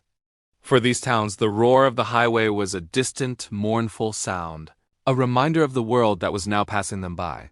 The bypass wasn't just a physical road. It was an economic and cultural one. These towns, once vital stops on the Great American Road Trip, began to feel like forgotten footnotes in a story of progress that had left them behind. The signs that once said, "Welcome," now seemed to say, "We're still here," a quiet plea to a world that was moving too fast to notice. This shift didn't just affect car travel. It fundamentally altered public transportation, especially the iconic American bus. Before the interstates, bus routes were intricate webs that connected not just major cities, but also countless rural hamlets and farming communities. For many people in these areas, the daily bus was their only link to the outside world, a way to get to a doctor's appointment in the next county, visit family, or find work in a larger town. The rural bus stop wasn't just a sign on the side of the road. It was a social hub, a place where news was exchanged and neighbors connected. But as the interstate system grew, bus companies like Greyhound and Trailways adapted their routes to take advantage of the faster travel times. It made perfect business sense. Why spend hours winding through country roads when you could slash travel time by sticking to the freeway? The result was a dramatic consolidation of routes. The focus shifted from comprehensive service to high-speed city-to-city transport. And so, one by one, the rural stops began to disappear from the timetable. The daily bus that once faithfully served these small communities became a weekly service, then a request-only stop, and then nothing at all. For the elderly, the low-income, and those without a car, this was a profound loss of freedom and independence. The world didn't get smaller for them. It got infinitely larger and more out of reach. The decline of these rural bus routes was a quiet crisis, deepening the isolation of already remote communities and severing connections that had existed for generations. It was another layer of the story of how progress for some meant being left behind for others. So what we're looking at is a truly bittersweet modernization. On one hand, the interstate system is an undeniable achievement. It unified the country in a physical sense, supercharged the economy, and gave millions of Americans a new kind of mobility and freedom. The ability to drive from New York to Los Angeles with such ease is something we now take for granted, but it was revolutionary. It shaped modern logistics, tourism, and even the way we think about the geography of our own country. It's a testament to a national can-do spirit. On the other hand, this progress carved a deep line between the new, fast-paced America and the old, slower one. It's a story of nostalgia, of a lost charm, and a sense of community that was paved over in the name of efficiency. When we drive on the interstate today, we are isolated in our own climate-controlled bubbles, disconnected from the landscape we're speeding through. We miss the quirks, the character, and the human connections that defined the journey on the old blue highways. The modernization of travel gave us the world, but perhaps it cost us a little bit of our soul, a bit of that unique, local fabric that once made the American roads so rich and fascinating.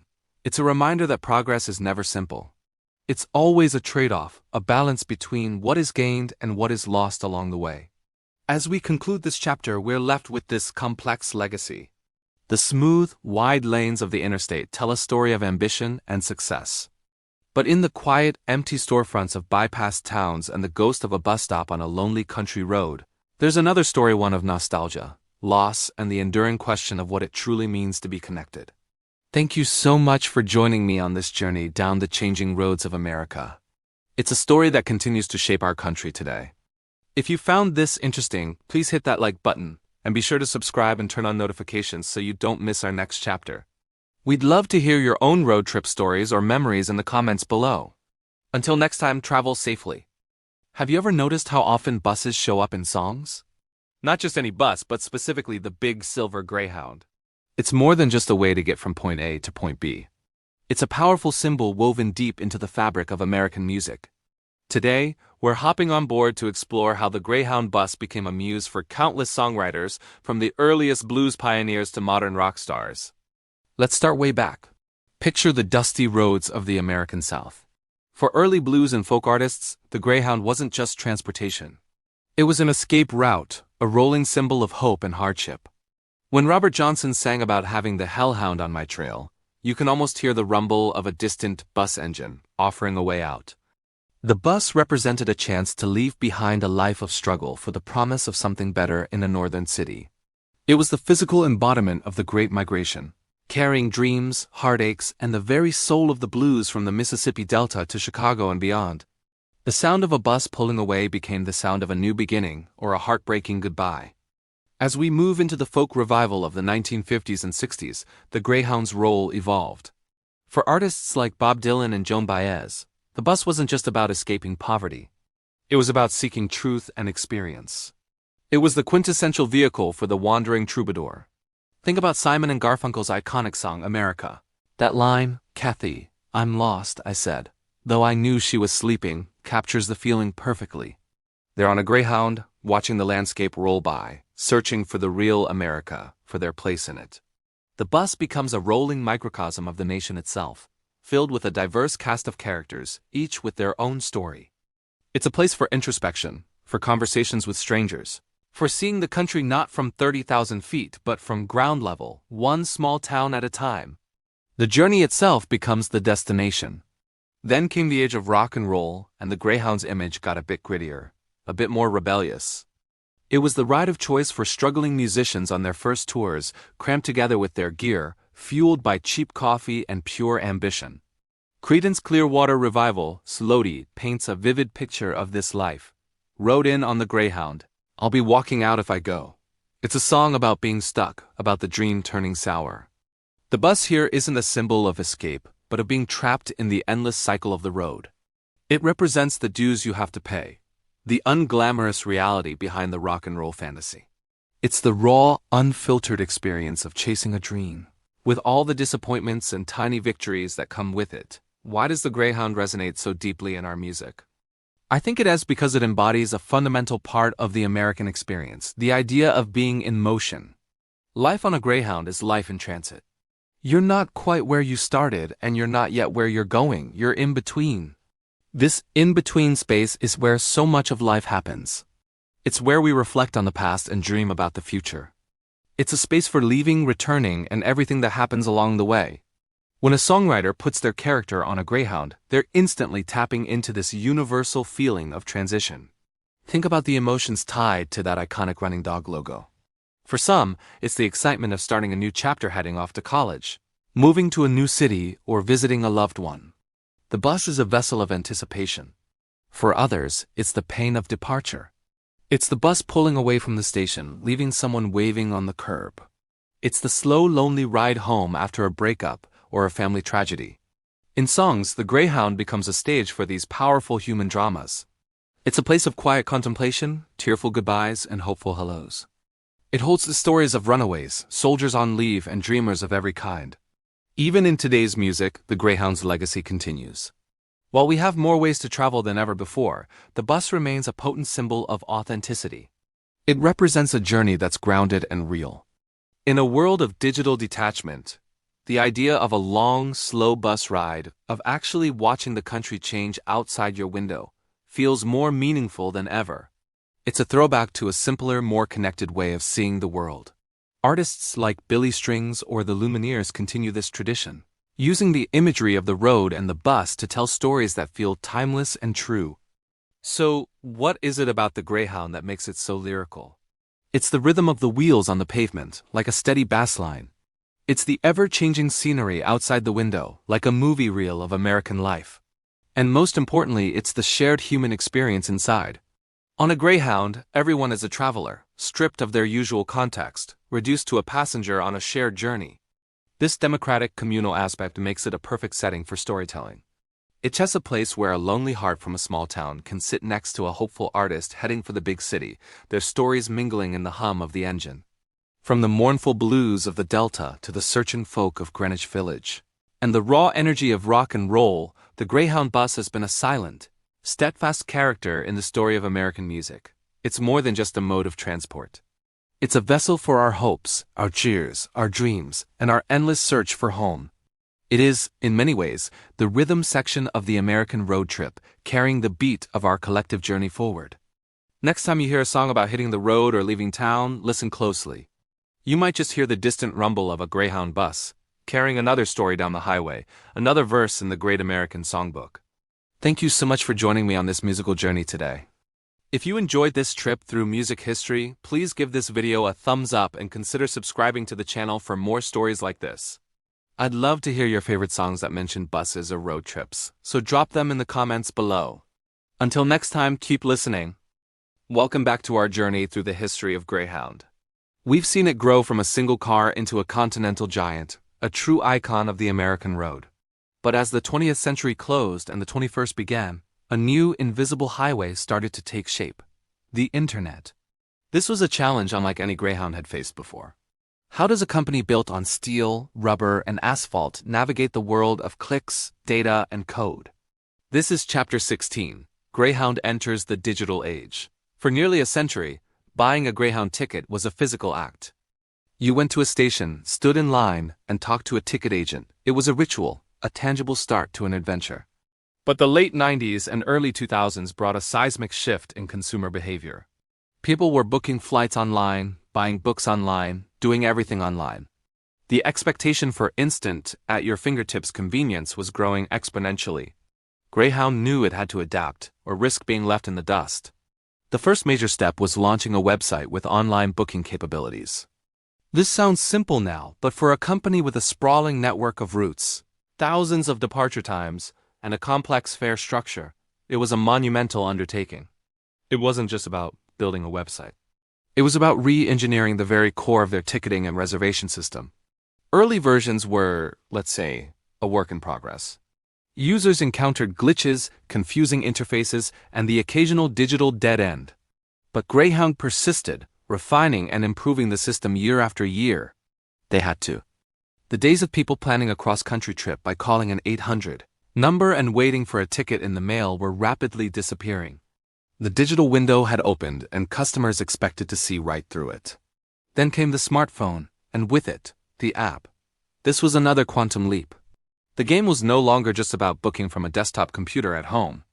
Now, passengers wanted to book on the go, check schedules from their pocket, and have a digital ticket scanned right from their screen. Developing the Greyhound mobile app was another massive investment. It meant integrating everything from real-time bus tracking, a feature passengers desperately wanted, to a seamless payment gateway and a user-friendly interface. This wasn't just about convenience. It was about meeting the modern traveler's standard of control and information. The ability to see exactly where your bus was, to know if it was running on time, and to change your ticket with a few taps. This transformed the customer experience from one of passive waiting to active participation. But technology wasn't the only storm on the horizon. Just as Greyhound was grappling with its digital transformation, a new breed of competitor pulled up to the curb. Companies like Megabus and later Boltbus burst onto the scene with a radically different business model. They were digital native, low-cost, and laser-focused on the city-to-city, tech-savvy, student and young professional demographic. Their strategy was brilliant in its simplicity: offer astonishingly low fares, sometimes as low as $1 for the first few seats sold. They advertised free Wi-Fi and power outlets as standard amenities, not luxuries. Their buses were new, clean, and often double-deckers, creating a sense of novelty. This was a direct assault on Greyhound's core market. Megabus didn't try to go everywhere. They focused on high-traffic corridors like New York to Boston or Chicago to Minneapolis. They bypassed the traditional, expensive downtown bus terminals, opting for simple curbside stops that were easy to find and cheap to operate. Their entire booking process was online only, which streamlined their operations and cut overhead costs to the bone. Suddenly, the famous running dog found itself in a street fight with a competitor that was younger, leaner, and spoke the language of the internet fluently. The megabus effect was real, and it hit Greyhound hard. Ridership on competing routes dipped as passengers, especially college students, flocked to the new, cheap, and trendy alternative. Greyhound was suddenly perceived by some as the older, slower, more traditional option. It was a classic innovator's dilemma. How could a legacy company, with its vast network, unionized workforce, and commitment to serving small towns, compete with a nimble startup that cherry-picked the most profitable routes and threw out the old rulebook? Greyhound's response was a multi-pronged counterattack. First, they fought fire with fire. They launched their own low-cost express service brand. You might remember names like Bolt Bus, which was actually a joint venture with Greyhound, and Yo Bus, which served Chinatown routes.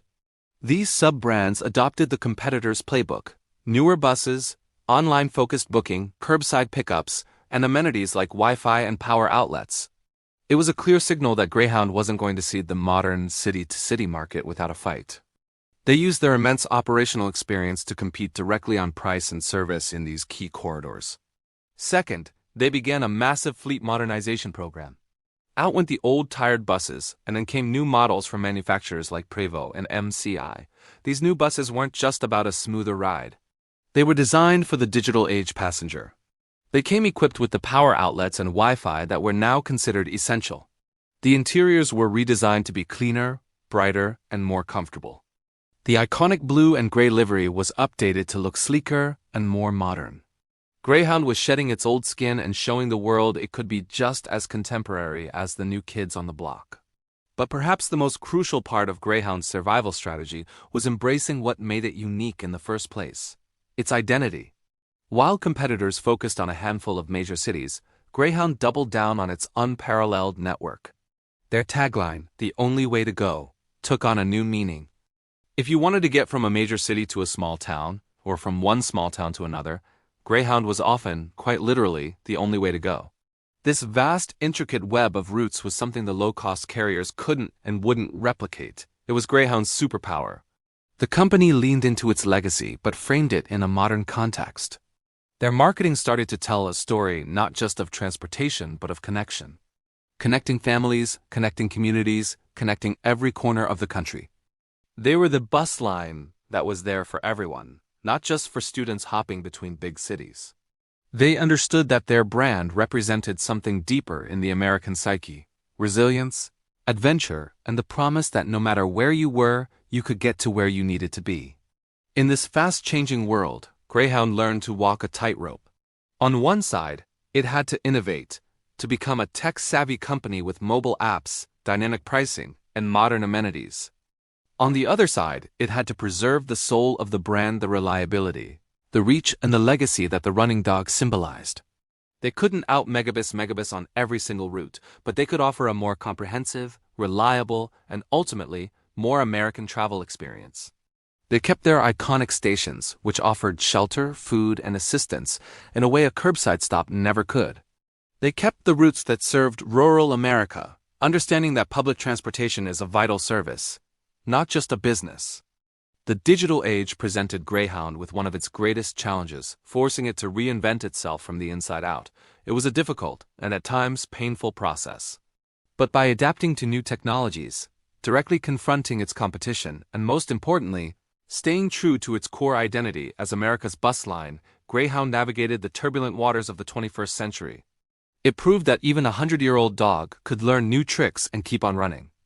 Thank you so much for watching this chapter of our series. It's a story of resilience that I find truly fascinating. If you enjoyed it, please hit that like button and subscribe so you don't miss our next and final chapter, where we'll look at the Greyhound of today and tomorrow. Let me know your own Greyhound or Megabus stories in the comments below. We'll see you next time.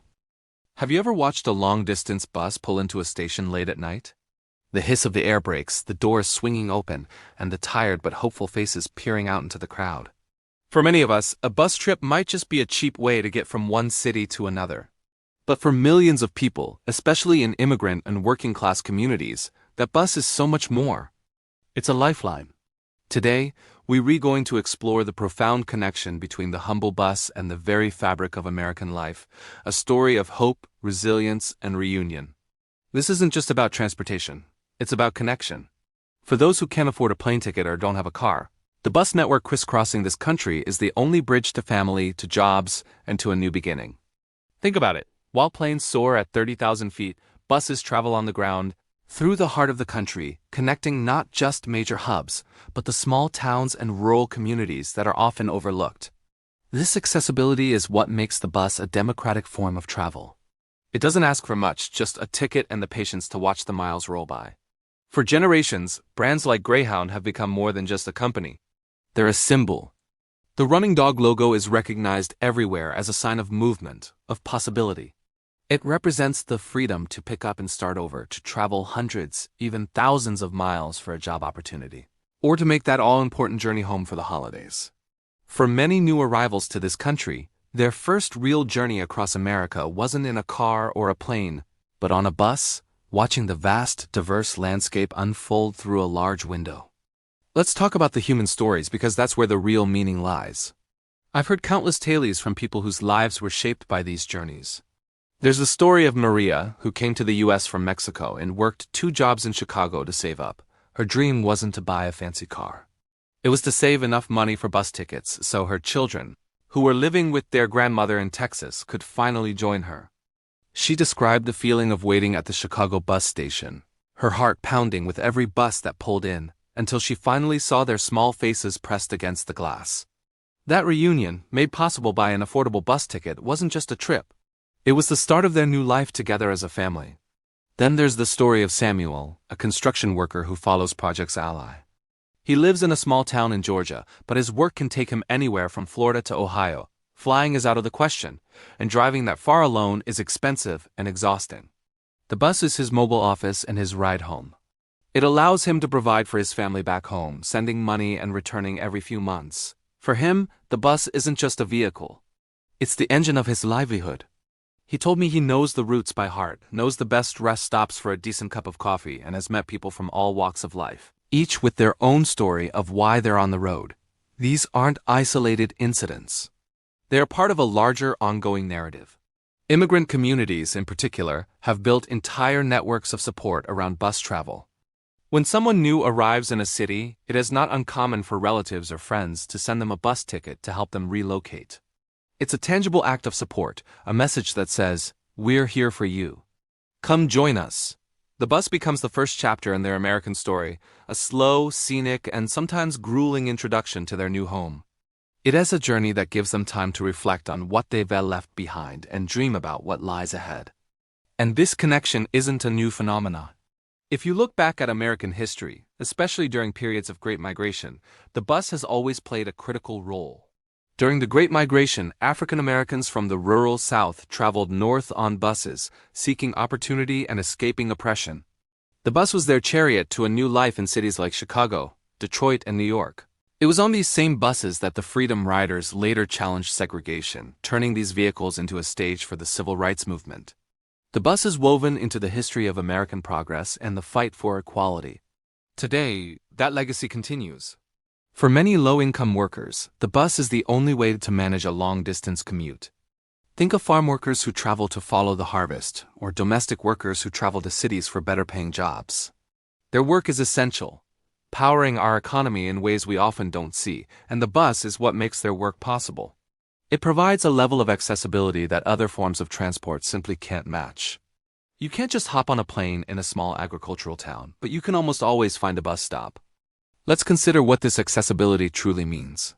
It means a grandmother in Los Angeles can afford to visit her newborn grandchild in Phoenix. It means a college student on a tight budget can get home for Thanksgiving. It means a worker who just lost their job can move to a state where a relative has offered them a place to stay and a chance to get back on their feet. The bus represents a safety net. It's a guarantee that no matter how tough things get, there's almost always a way to get to where you need to be, to the people who care about you. The experience of a long-distance bus ride is unique. It's a shared space where strangers from every imaginable background sit side by side for hours, or even days. You'll find a young student with a backpack, a soldier in uniform heading home on leave, an elderly couple on a cross-country adventure, and a new immigrant clutching a single suitcase. In a world that feels increasingly divided, the bus is a small, moving microcosm of society. It's a place where conversations can spark up, stories are shared, and for a brief time, everyone is equal, just a passenger on a journey. So the next time you see a Greyhound or a similar long-distance bus on the highway, I hope you see it a little differently. Don't just see a vehicle moving people from point A to point B. See it as a vessel of dreams, a connector of families, and a symbol of enduring hope. It's a rolling testament to the resilience of the human spirit and the powerful, unspoken connections that bind us together. It's a quiet, humble hero in the American story, carrying the dreams of workers, immigrants, and families on its wheels, 1 mile at a time. Thank you so much for joining me on this journey today. If these stories resonated with you, please hit that like button and subscribe for more content that explores the hidden stories of our world. And I'd love to hear from you in the comments. Have you ever had a memorable experience on a long-distance bus? Share your story below. Until next time, travel safe. The dawn of the 21st century brought a new set of challenges for Greyhound. The landscape of American travel was shifting dramatically. The rise of budget airlines, the increasing affordability of personal cars, and the expansion of passenger rail services all began to chip away at the long-distance bus market. In response to these pressures, the 2000s and 2010s saw Greyhound undertaking a significant and often painful process of restructuring. This meant a noticeable reduction in routes and the closure of many stations, particularly in smaller towns and rural areas. For decades, the bus had been a lifeline connecting these communities to the wider country. Now, for many, that link was severed. The iconic blue and silver bus pulling into a small-town depot, a sight that had been a constant for generations, became a memory. This wasn't just a business decision. It was a cultural shift. The sprawling, intricate web of routes that once crisscrossed the nation began to look a little thinner. For travelers, it meant fewer options and longer, more complicated journeys. For the towns left behind, it was another sign of the changing economic tides, a symbol of being disconnected from the main arteries of American life. Yet, as the physical presence of Greyhound seemed to diminish in some areas, something fascinating began to happen in the cultural sphere. A powerful wave of nostalgia for the classic era of bus travel started to swell. It was as if the less we saw the bus in our daily lives, the more we began to see it in our art and media. Suddenly, the Greyhound bus wasn't just a mode of transport. It was a potent symbol, a rolling time capsule of a bygone America. Movies started using the bus as a backdrop for stories of self-discovery, of running away, of chasing a dream. Think of the quiet, contemplative scenes in films like Into the Wild, where the bus journey is a crucial part of the protagonist's break from society. It's a space where strangers from all walks of life are thrown together, each with their own story, each looking out the window at a passing America. The bus became a moving stage for human drama. This nostalgia wasn't just confined to the silver screen. In literature, authors began to romanticize the long, winding journeys, capturing the unique rhythm of life on the road. The bus became a metaphor for the journey of life itself, full of unexpected stops, interesting characters, and moments of quiet reflection. Novels and memoirs painted vivid pictures of staring out at the heartland, of the shared, transient community formed between stops, of the freedom and anonymity that only a long-distance bus ride can offer. Photography, too, fell in love with the aesthetic of Greyhound. The sleek lines of a vintage Scenicruiser, the gritty reality of a dimly lit bus station at 3 a.m., the diverse faces of passengers staring out at the horizon, these became powerful images. Photographers captured the loneliness and the hope, the weariness and the excitement, all contained within the metal shell of the bus. These images weren't just about transportation. They were about the American experience in all its complex glory. So why? Why does Greyhound remain such a potent cultural icon even as its role in our transportation network changes? I think the answer is twofold. First, Greyhound represents a uniquely American idea of freedom and possibility. It has always been the vehicle of the dreamer, the adventurer, the person starting over. It's the accessible, democratic way to see the country. You don't need a lot of money. You just need a ticket and a destination, or maybe no destination at all. This romantic notion of hitting the open road, of leaving everything behind for the promise of something new, is deeply embedded in the American psyche, and Greyhound is its most enduring symbol. Second, the bus represents a kind of authentic, unfiltered connection to the country. When you fly, you leapfrog from one urban bubble to another, completely detached from the landscape below. When you drive, you're in your own private world. But on a bus, you are asterisk in asterisk America. You see the small towns, the vast farmlands, the industrial outskirts. You travel through the heart of the country, not just over it. You share a space with people you might never otherwise meet, hearing their stories, sharing their journey. It's a raw, real, and profoundly human experience. Even in an age of high-speed travel and digital connection, we still yearn for that authenticity. We crave the slow, unfolding narrative of a cross-country journey. The Greyhound bus, in our collective imagination, is the keeper of those stories. It's a rolling repository of a million different American dreams. As we look to the future, the role of the long-distance bus will continue to evolve.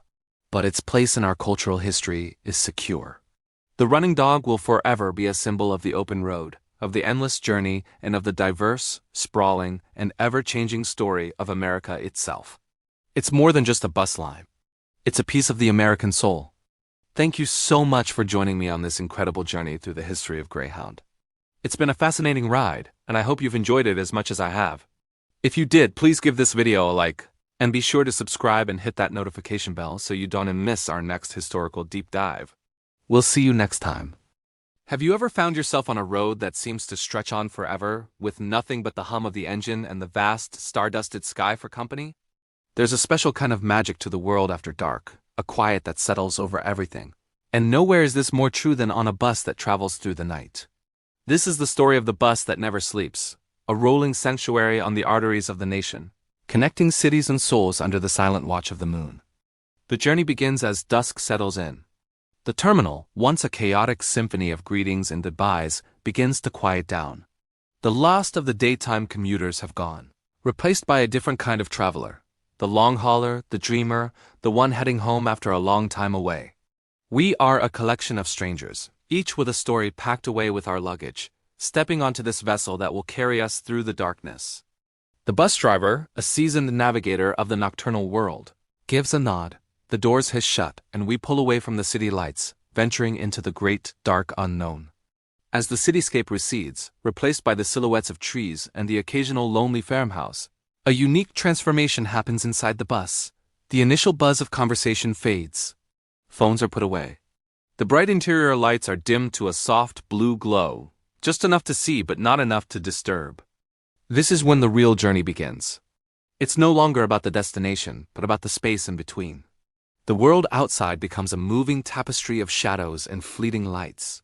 Headlights from an oncoming car flash by, a brief silent acknowledgement of another soul traveling in the opposite direction. The glowing signs of 24-hour diners and gas stations become distant lighthouses on this asphalt ocean. There's an intimacy that develops on a night bus, a kind of unspoken camaraderie. We are all in this together, suspended in time and motion. You might see the gentle rise and fall of a stranger's chest as they sleep in the seat across the aisle, or share a quiet smile with someone at a desolate midnight rest stop.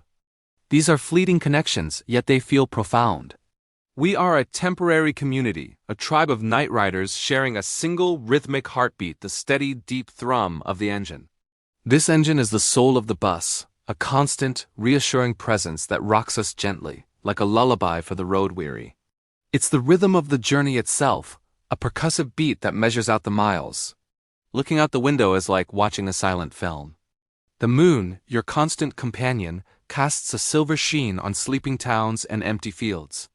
You see constellations you'd never notice in the light-polluted city sky. Sometimes you'll trace the path of a satellite, a tiny pinprick of light moving with impossible purpose across the celestial dome. In these moments, you feel both incredibly small and infinitely connected. You're just one small person on one small bus, but you're also part of this vast, breathing world, moving through the night under the same stars that have guided travelers for millennia. It's a humbling and deeply spiritual experience. The journey is punctuated by brief stops in towns that seem to exist only in the middle of the night. The bus pulls into a quiet, fluorescent-lit station. A few people disembark, melting back into the darkness from which they came. A few new faces get on, bringing with them the scent of the cool night air. You might step out to stretch your legs. The sudden silence of the outside world, a stark contrast to the constant hum of the bus. The air is crisp, the stars are bright, and for a few minutes you are perfectly, peacefully still. Then the driver's call, all aboard, and the journey resumes. The doors hiss, the engine rumbles back to life, and the gentle rocking motion begins again. This rhythm, the driving, the stopping, the quiet observation, it syncs with your own internal clock. It's not about hours or minutes anymore. Time is measured in stretches of highway, in the changing landscape, in the gradual lightening of the eastern sky. It becomes a form of meditation. Your mind, freed from the distractions of the day, is allowed to wander. You think about where you've been, where you're going. You reflect on conversations, on decisions, on dreams. The long, dark hours provide a space for introspection that is rare in our busy lives. It's a forced retreat, a chance to simply be with your own thoughts, carried along by the steady, unceasing motion. You see the stories of others unfold in small gestures. The young woman clutching a worn-out photograph, the older man staring wistfully out the window, the student with a textbook open on their lap, illuminated by a tiny reading light. You don't know their names or their destinations, but you feel a connection to their journey. You are all sharing this unique, transient space, a rolling microcosm of humanity. Each passenger is a verse in the long poem of the road, and the bus is the stanza that holds you all together for this one night. Then, slowly, imperceptibly at first, the world begins to change again. A faint, pearly gray appears on the horizon, pushing back the deep indigo of the night. The stars begin to fade, one by one, like extinguished candles. The silhouettes of hills and trees start to regain their color and form. It's the magic hour of dawn, and you have a front row seat. Watching the sunrise from a moving bus is an experience unlike any other. The sky explodes in a palette of pink, orange, and gold. The first rays of sun spill over the land, illuminating dew on the grass and glinting off distant windows. The world is waking up, and you've been awake all along to witness its rebirth. As the sun climbs higher, the spell of the night is broken. The interior lights come back on. The quiet hum of conversation returns. People start to stir, stretching and rubbing the sleep from their eyes. The shared intimacy of the darkness gives way to the individual realities of the day. Phones are checked, bags are gathered. The city you're approaching comes into view, its skyline sharp against the morning sky. The journey is almost over. The bus that never sleeps has carried you safely through the night, delivering you to the doorstep of a new day. Stepping off the bus and into the morning light feels like stepping into a different world. The air is filled with the sounds of the waking city traffic, sirens, the chatter of people on their way to work. You are no longer part of the quiet, moving bubble. You are back in the bustling stream of life. But something has changed. You carry the quiet of the night within you. You carry the rhythm of the road, the memory of the stars, the faces of the strangers you shared the journey with. A cross-country trip on a night bus isn't just about getting from one place to another. It's a spiritual pilgrimage. It recalibrates your sense of time and space, connects you to the vastness of the world, and reminds you of the shared human experience that binds us all, even in the darkest of nights. Thank you so much for joining me on this journey. If you enjoyed this trip through the night, don't forget to like this video and subscribe to the channel for more stories from the road. Until next time, travel safely. Have you ever seen that iconic running dog logo whizzing past you on the highway? It's more than just a bus. It's a piece of American history on wheels. For over a century, the Greyhound Bus has been the unsung hero of the American journey, a rolling symbol of possibility. Today, we're taking a deep dive into the legacy of this national icon. The story of Greyhound is the story of America itself.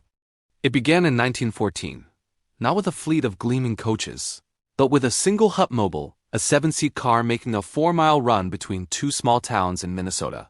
From this humble start, a transportation giant grew, one that would knit together the sprawling fabric of a nation. In an era when cars were a luxury and air travel was for the elite, Greyhound offered something revolutionary: affordable mobility for everyone. Think about what that meant. It meant a soldier could get home on leave, a student could travel to a faraway college, and a family could chase a new opportunity 1,000 miles away. Greyhound wasn't just moving people, it was moving dreams. It connected small towns to big cities, bridging the vast distances of the American landscape. It gave people the freedom to explore, to start over, to see what was beyond their own backyard. The bus became a lifeline, a common thread that tied us all together, no matter our background or destination. For millions, a Greyhound ticket was a ticket to freedom. It was the escape route for those seeking a new life, the first step on a grand adventure. Imagine a young person in the 1950s, stepping onto a bus with a single suitcase and a heart full of hope, watching their hometown shrink in the rearview window. That's the spirit of Greyhound.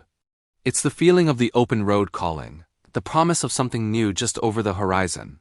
It empowered people, giving them the agency to change their circumstances, 1 mile at a time. This powerful symbolism wasn't lost on American culture. The Greyhound became a fixture in our collective memory, a recurring character in our national story. It rolled through the verses of countless songs, from folk ballads to rock and roll anthems. Artists like Simon and Garfunkel sang of searching for America on a Greyhound, capturing that sense of restless journeying. In movies, the bus station was the classic setting for dramatic departures and emotional reunions, a crossroads of human experience. The image of the Greyhound is etched into our minds. It's on vintage postcards, a silver streak against a backdrop of desert mesas or rolling green hills. It's the backdrop for pivotal moments in our history, from the Great Depression, when it carried families in search of work, to the Civil Rights Movement, when freedom riders bravely rode these buses to challenge segregation in the South. The Greyhound wasn't just a witness to history. It was an active participant, a vehicle for change. It carried the hopes and struggles of a nation on its chassis. This cultural resonance is what makes Greyhound so special. It represents a shared experience. Chances are, you or someone you know has a Greyhound story. Maybe it was a trip to visit grandparents, a cross-country adventure after graduation, or a move to a new city. These personal journeys woven together form a rich tapestry of American life. The bus became a rolling community, a place where strangers from all walks of life would sit side by side, sharing stories and snacks, all headed somewhere. For the price of a ticket, you got a seat, a window to the world, and a temporary connection to your fellow travelers. But what about today? In a world of budget airlines and high-speed rail, does the Greyhound still have a place? The answer is a resounding yes. While the landscape of travel has changed, the core mission of Greyhound remains as vital as ever. It still serves thousands of communities, many of which have no other form of public intercity transportation. It's still the most affordable way to travel long distances for many people. It's the workhorse that keeps America connected, often in ways we don't even see. The romance of the bus may have faded slightly, replaced by the convenience of modern travel, but the spirit of the open road endures. There's still something magical about watching the country unfold outside your window. Seeing the landscape change from cityscapes to farmlands, from mountains to coastlines. You don't just arrive at your destination. You experience the journey. You feel the distance, you see the towns in between, you get a real sense of the scale and diversity of this country. It's a slower, more deliberate way to travel that allows for reflection and discovery. The legacy of the Greyhound, then, is not just about transportation. It's about access, connection, and the democratic ideal that everyone deserves the freedom to move. It's a story of resilience, of adapting to a changing world while staying true to its original purpose. It's a reminder that the journey is often just as important as the destination. The running dog continues to race across the American landscape, a timeless symbol of our restless, hopeful, and ever-moving spirit. It's more than just a bus line. It's a line that runs straight through the heart of America. Thank you so much for joining me on this journey into the legacy of the Greyhound. What are your Greyhound stories? I'd love to read them in the comments below. If you enjoyed this video, please give it a thumbs up and consider subscribing for more stories about the fascinating threads that make up our world. Until next time, keep exploring.